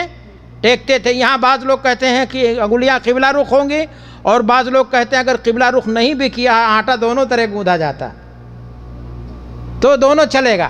لیکن آدمی کو اپنے ہاتھ کا سہارا لینا چاہیے، اور پھر کیا نام ہے دوسری رکعت کے لیے کھڑا ہونا چاہیے. دوسری رکعت کے لیے جب کھڑا ہوا تو میں نے پہلے ہی مسئلہ بیان کر دیا ہے. اب پھر اعوذ باللہ من الشیطان الرجیم پڑھے گا یا نہیں پڑھے گا، مسئلے میں اختلاف ہے. لیکن راجح مسئلہ یہ ہے کہ صرف بسم اللہ پڑھ کر کے سورہ فاتحہ کی کیا کرے گا؟ تلاوت کرے گا اور اسی طرح سے دوسری رکعت بھی مکمل کرے گا جس طرح سے پہلی رکعت میں نے آپ کے سامنے پوری تفصیل کے ساتھ کیا کی ہے، بیان کی ہے۔ اور اس کے بعد آ کر کے 2 رکعت پڑھنے کے بعد کیا کرے گا، وہ تشہد میں بیٹھے گا۔ تشہد میں کون سی دعا پڑھے گا؟ اگر نماز 2 رکعت والی ہی ہے تو ظاہر سی بات ہے تشہد پڑھے گا، درود پڑھے گا، اس کے ساتھ جو دعائیں ہیں وہ پڑھے گا اور سلام پھیر دے گا۔ لیکن اگر نماز ثلاثی ہے، رباعی ہے، تو وہ کیا کرے گا، تحیات پڑھے گا۔ وہ تحیات کے ساتھ وہ کیا کرے گا، درود پڑھے گا یا نہیں پڑھے گا؟ مسئلے میں اختلاف ہے، لیکن اگر آپ اس مسئلے کو دیکھنا چاہیں اور دلائل میں بڑا دم ہے تو قرآن مجید کا جو ترجمہ ہوا ہے اس پر علماء کی ایک جماعت نے دلائل کو اکٹھا کیا ہے۔ اب اس لیے یہ سوال نہیں آنا چاہیے۔ بہت سارے بھائی ہمارے یہ سوال پوچھتے ہیں کہ مولانا میں تشہد اول میں تھا اور میں نے جو ہے تحیات کے ساتھ درود بھی پڑھ لیا، تو کیا میرے اوپر سجدہ سہو واجب ہو گیا کہ نہیں؟ وہ تو باقاعدہ ثابت کا مسئلہ ہے۔ لیکن اگر آپ نہیں پڑھتے، صرف تحیات پڑھتے ہیں اور آپ اٹھ جاتے ہیں تو اس کی بھی گنجائش ہے۔ آپ جو ہے تیسری رکعت کے لیے کیا ہو جائیں گے، اٹھ جائیں گے، اور تیسری رکعت آپ کیسے پڑھیں گے؟ ہاں، تیسری رکعت کے لیے اٹھتے وقت آپ کی توجہ اس بات پر ہونی چاہیے کہ یہاں بھی رفع یدین ثابت ہے، اور اپنے نبی کی سنت پر عمل کرتے ہوئے یہاں پر بھی اپنے دونوں ہاتھوں کو کیا کرنا چاہیے، اٹھانا چاہیے۔ اب یہاں پر ایک مسئلہ ہے کہ جب آپ تشہد میں بیٹھے ہیں تو ایک عمل ہے وہاں پر۔ عمل کیا ہے؟ اللہ کے رسول صلی اللہ علیہ وسلم کی بڑی واضح حدیث اس تعلق سے کہ نبی صلی اللہ علیہ وسلم جب تشہد میں بیٹھتے تو ان رسول اللہ صلی اللہ علیہ وسلم کان اذا قعد للتشہد وضع يده اليسرى على ركبته اليسرى واليمنى على اليمنى وعقد 53 وعصار باصبعه السبابہ۔ اللہ کے نبی صلی اللہ علیہ وسلم جب تشہد میں بیٹھتے تھے تو آپ صلی اللہ علیہ وسلم اپنے داہنے ہاتھ کو داہنے ران پر، بائیں ہاتھ کو بائیں ران پر رکھتے تھے، لیکن داہنے ہاتھ کی انگلیاں آپ صلی اللہ علیہ وسلم سمیٹ لیتے تھے، 53 کی گرہ لگاتے تھے۔ یہاں پر 2 مسئلہ ہے، ایک ہے انگلی کو حرکت دینے کا اور ایک ہے 53 کی گرہ کا، کہ یہ 53 کی گرہ کیا ہے، اس کی شکل کیا ہے۔ ہمارے بہت سارے علماء بھی اس کو نہیں سمجھ پاتے ہیں اور گڑبڑ کرتے ہیں۔ یہاں پر آپ جان لیں کہ اللہ کے نبی صلی اللہ علیہ وسلم نہ تو انگریزی کی گنتی جانتے تھے، نہ عربی کی گنتی لکھی جاتی تھی آپ سے، آپ امی آدمی تھے، اور نہ ہی اردو زبان کی گنتی کہ آپ کہیں 5 یہ ہو گیا، یہ دائرہ، اور 3 یہ ہو گیا، یہ عجمی گنتی ہے۔ عرب لسان المیزان آپ دیکھیں، ابن منظور کی لغت کی کتاب ہے، اس میں 1 سے لے کر 100 تک گنتیوں کی شکلیں بنائی ہیں کہ بدو اشارے سے جو ہے جو بے شرع کرتے تھے وہ کیسے کرتے تھے۔ تو اس میں 53 کی گرہ کی جو 2 شکلیں ہیں، ایک تو یہ ہے کہ آپ انگوٹھے کو کہاں لگا دیں، استونت پر، اور سبابہ کو کیا کر لیں، اٹھا لیں، یا پھر دوسری شکل یہ ہے کہ آپ پورا سمیٹ لیں اور اس انگوٹھے کو اس کی جڑ پر لگا دیں۔ یہ ہے 53 کی گرہ۔ ایک مسئلہ یہ سمجھ میں آیا کہ یہ 53 کی گرہ پورے تشہد میں آپ لگائیں گے، ایسا نہیں کہ لگا کر کے پھر آپ نے کیا کر دیا، چھوڑ دیا، یا دونوں ہاتھ میں نہیں لگائیں گے، صرف آپ کس میں لگائیں گے، دائیں ہاتھ میں لگائیں گے۔ اور 53 کی گرہ لگانے کے بعد دوسرا مسئلہ ہے کہ رسول کریم صلی اللہ علیہ وسلم یحرکھا کان یحرکھا ویدعو بہا، کہ آپ صلی اللہ علیہ وسلم گرہ لگانے کے بعد آپ جو ہے سبابہ کو حرکت بھی دیتے تھے۔ بعض روایتوں میں ہے کہ شیطان کو لوہے سے جتنا مارو گے تکلیف نہیں ہوگی، اس سے زیادہ تکلیف اس سے ہوتی تھی یا ہوتی ہے۔ تو میرے بھائی اور دوستو، آپ یہ حرکت کب دیں گے اور کیسے دیں گے، یہاں یہ غور کرنے کی چیز ہے۔ یہاں پر بھی ہمارے بھائیوں نے کہا صرف اشہد ان لا الہ الا اللہ، اور 3 مرتبہ حرکت دے کر کے اس کو کیا کر دیں گے، اسٹاپ کر دیں گے۔ جبکہ کانا جب داخل ہوتا ہے فعل مضارع پر تو کانٹینیوس استمرار کا فائدہ دیتا ہے، یعنی لگاتار۔ اللہ کے نبی یہ عمل پورے تشہد میں، تحیات پڑھتے وقت، درود پڑھتے وقت، دعائیں پڑھتے وقت اللہ کے نبی صلی اللہ علیہ وسلم یہ کام کرتے تھے۔ اب لوگ کہتے ہیں کہ التحیات للہ، اس میں کہاں دعا ہے؟ ارے میرے بھائی، دعا کی دو قسمیں ہیں۔ ایک ہے دعا جو جس میں طلب مسئلہ ہے کہ آپ اللہ سے کہتے ہیں کہ اللہ مجھے بخش دے، لیکن جب سبحان اللہ الحمدللہ بہترین دعا ہے تو التحیات للہ کیوں نہیں دعا ہے؟ تو دعائے غیر مسئلہ طلب مسئلہ ہے، وہ پوری کی پوری تحیات دعا ہے، پوری کی پوری درود دعا ہے، اور آپ کو پورے تحیات میں پورے درود میں جب آپ انگلی کو حرکت آپ دو گے تو اشہد ان لا الہ الا اللہ پر بھی از خود انگلی کو حرکت دینا کیا ہو جائے گا؟ پایا جائے گا۔ تو یہ عمل آپ کا ہونا چاہیے، اور یہ بالکل ثابت ہے اللہ کے رسول صلی اللہ علیہ وسلم کی صحیح احادیث سے، اس لیے اس میں کوتاہی نہیں کرنی چاہیے۔ پھر انسان، میں نے آپ سے کہا کہ اگر 2 رکعت والی نماز ہے تو وہ تحیات پڑھے گا، درود پڑھے گا، اور اس کے بعد دعائیں پڑھ کر کے کیا کر دے گا؟ داہنے طرف سلام اور بائیں طرف کیا کر دے گا؟ بعض فقہا نے تو کہا نہیں، اگر کسی کو کھینچ کر کے تھپڑ مارو تب بھی نماز ہو جائے گی، ہوا خارج کر دو جان بوجھ کر کے تب بھی نماز ہو جائے گی۔ اسی کو اپنے فقہ میں تعبیر کی خروج بسنعہ، اگر خود سے ہوا خارج ہو گئی، آپ کا کنٹرول نہیں، تو نماز باطل ہو جائے گی، لیکن آپ پوری دعا پڑھنے کے بعد خود سے اگر ہوا خارج کرو تو آپ کی نماز کیا ہو جائے گی؟ اللہ اکبر۔ یہ کون سی فقاہت ہے؟ اللہ کے نبی صلی اللہ علیہ وسلم نے فرمایا تحریمھا التکبیر، نماز کی شروعات جس طرح نص ہے کہ اللہ اکبر، اللہ الکبیر بھی نہیں چلے گا، اللہ العظم بھی نہیں چلے گا، کسی اور زبان کا استعمال نہیں ہوگا، اسی طرح میرے بھائی اور دوستو یہاں بھی وتحلیلھا التسلیم اللہ کے رسول نے کہا ہے کہ سلام کیسے پھیرا جائے گا، نماز سے باہر کیسے ہوا جائے گا؟ السلام علیکم کہہ کر کے، نماز سے باہر کوئی اور لفظ، کوئی اور طریقہ نہیں ہوگا، یہ نص موجود ہے یہاں پر، اور ایک آدمی کو چاہیے کہ اسی پر عمل کرے۔ اب اگر نماز ثلاثی ہے تو پھر اس کے لیے اللہ اکبر کہہ کر کے ہاتھوں کو ٹیکے گا زمین پر، اور تیسری رکعت کے لیے کیا کرے گا؟ کھڑا ہو جائے گا، اور تیسری رکعت کو اسی طریقے سے پڑھے گا جس طریقے سے پہلی 2 رکعتوں کو اس نے کیا کیا ہے؟ پڑھا ہے۔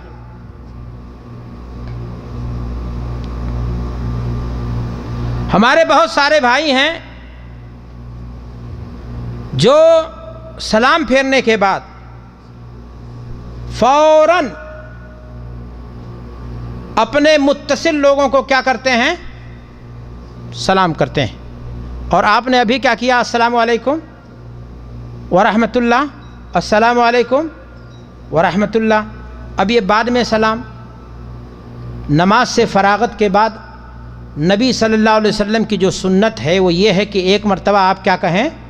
اللہ اکبر، 3 مرتبہ کیا پڑھیں آپ؟ استغفر اللہ، اس کے بعد دعا پڑھیں اللہم انت السلام، اس کے بعد دعائیں ذکر و اذکار ہیں، آیت الکرسی ہے۔ اللہ کے نبی نے فرمایا جس نے نماز فرض کے بعد آیت الکرسی پڑھی اس کو جنت میں جانے سے اگر کوئی چیز روکے ہوئے ہے تو کیا چیز ہے؟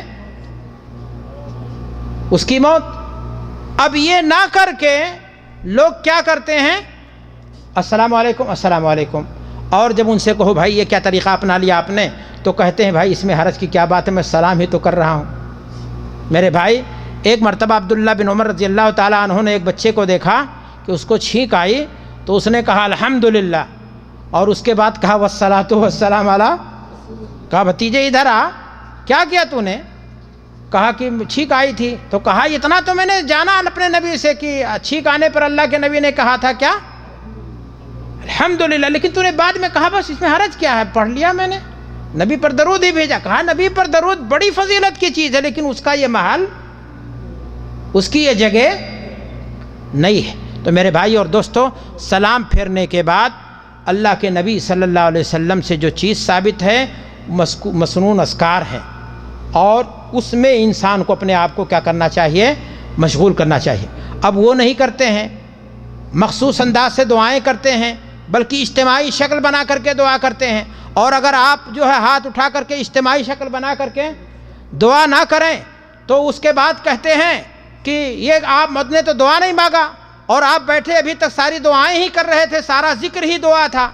اور ان کو سمجھ میں، میرے بھائی، اگر آپ اللہ کا ذکر کر لیے جو مسنون اللہ کے نبی سے ثابت ہے، اور آپ چاہتے ہیں کہ آپ جو ہے ہاتھ اٹھا کر کے بھی دعا کر لیں، تو تنہا آپ ہاتھ اٹھا کر کے دعا کر سکتے ہیں، جیسا کہ شیخ صالح عثیمین، شیخ الاسلام ابن تیمیہ، دیگر علماء نے نقل کیا ہے، لیکن اجتماعی شکل بنائیں اور آپ یہ سمجھیں کہ ابھی نماز سے ہم باہر نہیں نکلے ہیں اور ابھی نماز سے ہم فارغ نہیں ہوئے تو اس کی گنجائش نہیں ہے. یا سلام پھیرنے کے بعد آپ اپنے ہاتھ کو سر پہ رکھ کر کے کیا کرتے ہیں؟ بیٹھ جاتے ہیں. اور آپ یہ سمجھتے ہیں کہ ایسا کر لینے سے آپ کو علم بہت زیادہ آ جائے گا یا آپ کی بیماری یا آپ کی پریشانی دور ہو جائے گی. تو میرے بھائی اور دوستو، عرض یہی ہے کہ اللہ کے نبی صلی اللہ علیہ وسلم اور آپ کے صحابہ سے ایسا کرنا ثابت نہیں ہے. اور جو چیز دین میں ثابت نہ ہو، بھلے وہ چیز دیکھنے میں بہت اچھی لگے، میرے بھائی اور دوستو، وہ چیز دین کا حصہ نہیں ہو سکتی. چلتے چلاتے میں آپ کو نماز ہی سے متعلق کچھ اور باتیں ہو سکتی ہیں جو میں بیان کر دوں. ٹائم ہے کچھ؟ ہاں، ہمارے شیخ کہہ رہے ہیں نہیں ٹائم ہے، تو جب ٹائم ہے تو میں بیان کر دیتا ہوں. نماز میں دیکھیں، ایک چیز میں نے آپ کو بیان کی کہ بہت بنیادی چیز ہے اتباع رسول. جو عمل آپ کر رہے ہیں آپ کو دیکھنا چاہیے کہ آپ کے نبی صلی اللہ علیہ وسلم کا طریقہ کیا تھا. دوسری چیز نماز میں ہے خشوع اور خضوع. آپ نماز پڑھیں لیکن اگر آپ کے ہاں نماز میں خشوع خضوع ضائع ہو جائے، کوچو بازار میں آپ بھٹکتے رہیں، تو آپ کی نماز کی روح نکل گئی. قد افلح المؤمنون الذین هم فی صلاتهم خاشعون. تو نماز میں خشوع، وہ بھی میں نے بتایا کہ بناوٹ سے نہیں ہوگی، گناہ سے توبہ کیجئے، نماز کو سنوارنے کی کوشش کیجئے، اور جب نماز کو سنت کے مطابق ادا کریں گے بالکل ہو بہو رسول جیسی، تو آٹومیٹک اس کے اندر خشوع پیدا ہونا امکان نہیں، بالکل یقین ہے اس کے اندر کیا ہو جائے گا، خشوع اور خضوع پیدا ہو جائے گا. لیکن ایک بات ہے، شیطان بنی آدم کا کیا ہے؟ دشمن ہے. سجدوں سے وہ زیادہ چڑھتا ہے اور زیادہ وہ چڑھتا ہے، اور خون میں جو ہے خون کی دوڑان کی طرح انسان کے نفس میں کیا کرتا ہے؟ دوڑتا ہے، وسوسے پیدا کرتا ہے، اور وہ انسان کو بھٹکا دیتا ہے، بھولے بسرے حساب جوڑنے لگتا ہے، اور انسان کیا ہو جاتا ہے؟ اپنی نماز میں بھول جاتا ہے. اگر انسان نماز میں اس طرح سے کوئی چیز ہو جائے کہ وہ بھول جائے تو پھر ایسی صورت میں سجدہ سہو ہے. سجدہ سہو ہم کب کریں گے اور کہاں کہاں کریں گے اور کیسے کریں گے؟ نماز میں جیسا کہ میں نے آپ کو بتایا سارے اعمال ایک درجے کے نہیں ہیں. اگر آپ نے رکن درجے کی چیز چھوڑ دی ہے، مثلا آپ نے رکوع ہی چھوڑ دیا، آپ امام کے پیچھے نماز پڑھ رہے تھے، آپ کو نیند آ گئی اور امام جب سجدے میں گیا تو آپ ڈائریکٹ کہاں چلے گئے؟ سجدے میں. اب آپ چاہیں کہ ہم سجدہ سہو کے ذریعہ اس کی پروتی کر لیں یا اس کی تکمیل کر لیں تو یہ تکمیل نہیں ہوگی. پوری ایک رکعت کو آپ کو پھر سے اعادہ کرنا ہوگا. آپ امام کے ساتھ کیا کریں گے؟ نہیں سلام پھیریں گے، اور رکعت مکمل کرنے کے بعد آپ جو ہے کیا کریں گے؟ سجدہ سہو کریں گے. لیکن اگر آپ نے واجب درجے کی چیز چھوڑی، جیسے کہ میں نے آپ کو بتایا کہ اگر نماز ثلاثی ہے، رباعی ہے، تو تشہد اول یہ واجب درجے کی چیز ہے. اور ایک آدمی اگر 2 رکعت پڑھا اور تشہد میں نہیں بیٹھا اور وہ سیدھا کھڑا ہو گیا، نہیں بالکل رکعت شروع کر دیا، اب یاد آیا تو اب واپس نہیں آئے گا. وہ کھڑے ہوتے ہوتے بھی اگر اسے یاد آیا تو وہ کیا کرے گا؟ لوٹ آئے گا. لیکن اگر اسے یاد نہیں آیا، بعد میں یاد آیا، تو اب وہ تیسری رکعت میں تشہد کے لیے نہیں بیٹھے گا. ایسا شخص کیا کرے گا؟ سجدہ سہو کرے گا. لیکن اب سوال یہ ہے کہ نماز میں چاہے کمی ہو چاہے بیشی ہو، سجدہ سہو کا حکم تو ہے کہ انسان بنی آدم ہے اور آدم زاد ہے، بھول چوک اس کی فطرت میں ہے. جب انسان اذا سہا احدکم فی صلاتہ، جب ایک انسان اپنی نماز میں بھول گیا، نہیں جانتا ہے کہ کتنا پڑھا، اب ایسی صورت میں کیا ہے؟ سجدہ سہو تو ہے، لیکن وہ سجدہ سہو جو ہے سلام پھیرنے سے پہلے کرے گا یا سلام پھیرنے کے بعد کرے گا؟ بات کو میں مختصر کرتے ہوئے، تاکہ بات بہت لمبی نہ ہو جائے، میں آپ کو بتانا چاہتا ہوں، ورنہ مسئلے میں تفصیل ہے. مسئلہ یہ ہے کہ اگر آپ نے نماز میں کوئی چیز کمی کر دی ہے، مثلا جیسے ابھی میں نے آپ کو بتایا کہ تشہد اول آپ سے چھوٹا ہے تو نماز میں یہ کیا ہو گئی ہے؟ ایسی صورت میں آپ سجدہ سہو پہلے کریں گے اور بعد میں کیا کریں گے؟ آپ سلام پھیریں گے. اس لیے کہ سجدہ سہو کا 2 مقصد ہے. ایک تو یہ کہ سجدے سے شیطان چڑھتا ہے، پھر سجدہ کرو تاکہ اس کی ناک کیا ہو جائے؟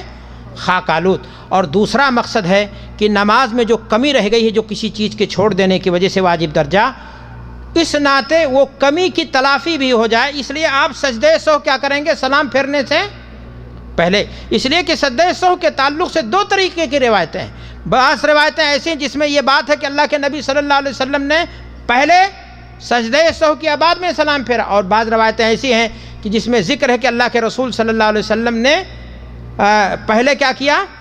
سلام پھیرا، بعد میں سجدہ سہو کیا۔ تو علماء نے اس کی تفصیل یہ بتائی ہے کہ اگر نماز میں زیادتی کی ہے، مثلا 4 رکعت والی نماز تھی، آپ نے کیا پڑھ ڈالا ہے؟ 5 پڑھا ہے، تو یہاں نماز میں 1 رکعت آپ نے کیا کر دی ہے؟ زیادہ۔ تو ایسی صورت میں آپ کو کیا کرنا چاہیے؟ سجدہ سہو پہلے نہیں کرنا چاہیے، بلکہ پہلے آپ کو سلام پھیر دینا چاہیے اور بعد میں پھر سجدہ سہو کر کے پھر آپ کو کیا کرنا چاہیے؟ اس لیے کہ یہاں نماز میں کسی کمی کی تلافی نہیں، بلکہ صرف شیطان کو کیا کرنا ہے؟ چڑھانے کا کام ہے۔ اب سوال یہاں پر یہ ہے کہ ایک آدمی بھول گیا، وہ یہ نہیں جانتا ہے کہ شک جسے کہتے ہیں کہ وہ 3 رکعت پڑھا ہے کہ 4 رکعت پڑھا ہے۔ اب یہاں کئی مرحلہ ہے، ایک ہے ظن، ایک ہوتا ہے یقین۔ اگر کسی قرینے سے یقین تک پہنچ گیا وہ تو پھر اسی پر عمل کرے گا، لیکن اگر وہ وہاں تک نہیں پہنچ پا رہا ہے، وہ مشکوک ہے کہ یار میں نے 3 پڑھا ہے کہ میں نے 4 پڑھا ہے، لیکن 80% وہ نتیجے کو پہنچ گیا کہ اس نے کیا نام ہے؟ ہاں، تو ظن غالب پر عمل کرے گا۔ لیکن اگر 50-50 ہے، اسے بالکل نہیں معلوم ہو رہا کہ میں نے 3 پڑھا ہے کہ کیا پڑھا ہے؟ 4 پڑھا ہے، تو ایسی صورت میں یقین کیا ہے؟ الیقین لا یزول بالشک۔ آپ اس کو 3 مانیں گے، آپ اس کو 4 نہیں مانیں گے، اور آپ 1 رکعت نماز کیا کریں گے؟ اور پڑھیں گے، اور آپ سجدہ سہو کے ذریعہ آپ سجدہ سہو کے ذریعہ اس چیز کی کیا کریں گے؟ تکمیل کریں گے۔ ایک اور مسئلہ میں بیان کر دینا چاہتا ہوں، اور بات لمبی نہ ہو جائے، بہت مختصر بیان کروں گا کہ مقتدی کی امام کے ساتھ جو حالت ہوتی ہے وہ کیا ہے؟ اس لیے کہ ہم نے بہت ساری چیزیں بیان کی ہیں کہ امام جیسے اللہ اکبر اور آپ ایکول ٹو اگر کرتے ہیں تو یہ غلط ہے، نہ آپ امام سے آگے بڑھیں، اس لیے کہ اللہ کے رسول کی حدیث ہے یہاں کہ ایسا ہو سکتا ہے کہ اس آدمی کا سر اللہ تعالیٰ گدھے کا سر بنا دے اگر آپ رکوع اور سجدہ امام سے، تو امام سے سبقت نہ کریں، اور نہ اپنے من میں اپنی دنیا میں مگن ہیں کہ امام رکوع میں چلا گیا اور آپ ابھی مگن ہیں، امام سجدے میں چلا گیا دوسرے سجدے میں اور ابھی آپ پہلے سجدے میں آپ اپنی کیا کر رہے ہیں؟ امام کی اتباع ضروری ہے، تو نہ امام سے آگے بڑھیں نہ امام سے بہت پیچھے ہوں۔ امام جب کر لے کسی چیز کو، مثلا اللہ اکبر، تو اب آپ کو چاہیے کہ اس کی اقتداء کریں، اور اسی طریقے سے آمین کے مسئلے میں بھی ہے کہ جب وہ آمین کہے تب تم آمین کہو۔ ہمارے بہت سارے لوگ ہیں آمین والے ہوتے ہیں نا، ان کو بڑا تا ہوتا ہے، وہ سورہ فاتحہ پڑھنا بھول جاتے ہیں لیکن آمین کہنا نہیں بھولتے، جبکہ سورہ فاتحہ پڑھنا واجب ہے اور آمین کہنا سنت ہے۔ تو لیکن وہ گولی بالکل بندوق داغے کھڑے ہیں کہ خلاص کہنا، اور کبھی کبھار ابھی امام جو ہے غیر المغضوب علیہم الضالین کھینچ رہا ہے اور ادھر یہ آمین کہے بیٹھ جاتے ہیں، تو ایسا نہیں ہونا چاہیے۔ امام کے ساتھ آپ کی موافقت ہونی چاہیے۔ اللہ کے رسول نے آمین بالجہر کہنے کی تعلیم دی ہے، اور اسے جو ہے کہنا بھی چاہیے جہری نمازوں میں، بلکہ اللہ کے رسول نے یہ کہا کہ جس کی آمین فرشتوں کی آمین سے موافق ہو گئی، اللہ اس کے گناہوں کو کیا کر دے گا؟ بخش دے گا۔ یہ بھی بتایا کہ آمین سے یہ جو ہے یہودی جلتے ہیں۔ اب اگر سنت پر عمل کرنے سے ہمارے کچھ مسلمان بھائی جلتے ہیں تو ہم ان کو کہیں گے کہ جلیں آپ، لیکن ہم سنت پر عمل نہیں چھوڑیں گے۔ اللہ تعالی ہم سب کو اپنی نماز اور اپنی آخر میں سلام کے بعد ہاتھ رکھ کے دعا کرتی ہے۔ میں نے بتایا تو کہ وہ دعا، ہاں بتایا، میں نے کہہ دیا، میں نے ذکر کیا کہ یہ جو ہاتھ رکھ کر کے دعا کرتے ہیں سلام پھیرنے کے بعد، ایسی کوئی چیز، ایسا کوئی ذکر اللہ کے رسول صلی اللہ علیہ وسلم سے صحیح سند کے ساتھ ثابت ہے نہیں ہے۔ اللہ سے دعا کہ پروردگار عالم ہم سب کی نمازوں کو قبول فرمائے، جو ٹوٹی پھوٹی نماز ہو رہی ہے، اور اللہ ہمیں توفیق دے کہ ہم اپنی نماز کو سنت کے مطابق ادا کریں۔ ہم شکر گزار ہیں آپ سب کے کہ آپ نے بڑی خاموشی کے ساتھ، بڑی دل جمعی کے ساتھ ہماری باتیں سنیں، اور ہم شکر گزار ہیں اپنے شیخ اور اپنے ساتھی اور شیخ نسیم احمد صاحب کے، ان کے ادارے کے ذمہ داران کے، کہ انہوں نے یہ اسٹیج فراہم کیا اور اتنا دیر تک بولنے کی ہمیں اجازت دی۔ اللہ تعالیٰ آپ کی اس حاضری کو قبول فرمائے اور اس میں اضافے کا سبب بنائے اور گناہوں کی بخشش کا ذریعہ بنائے۔ وآخر دعوانا الحمدللہ رب العالمین۔ السلام علیکم ورحمۃ اللہ۔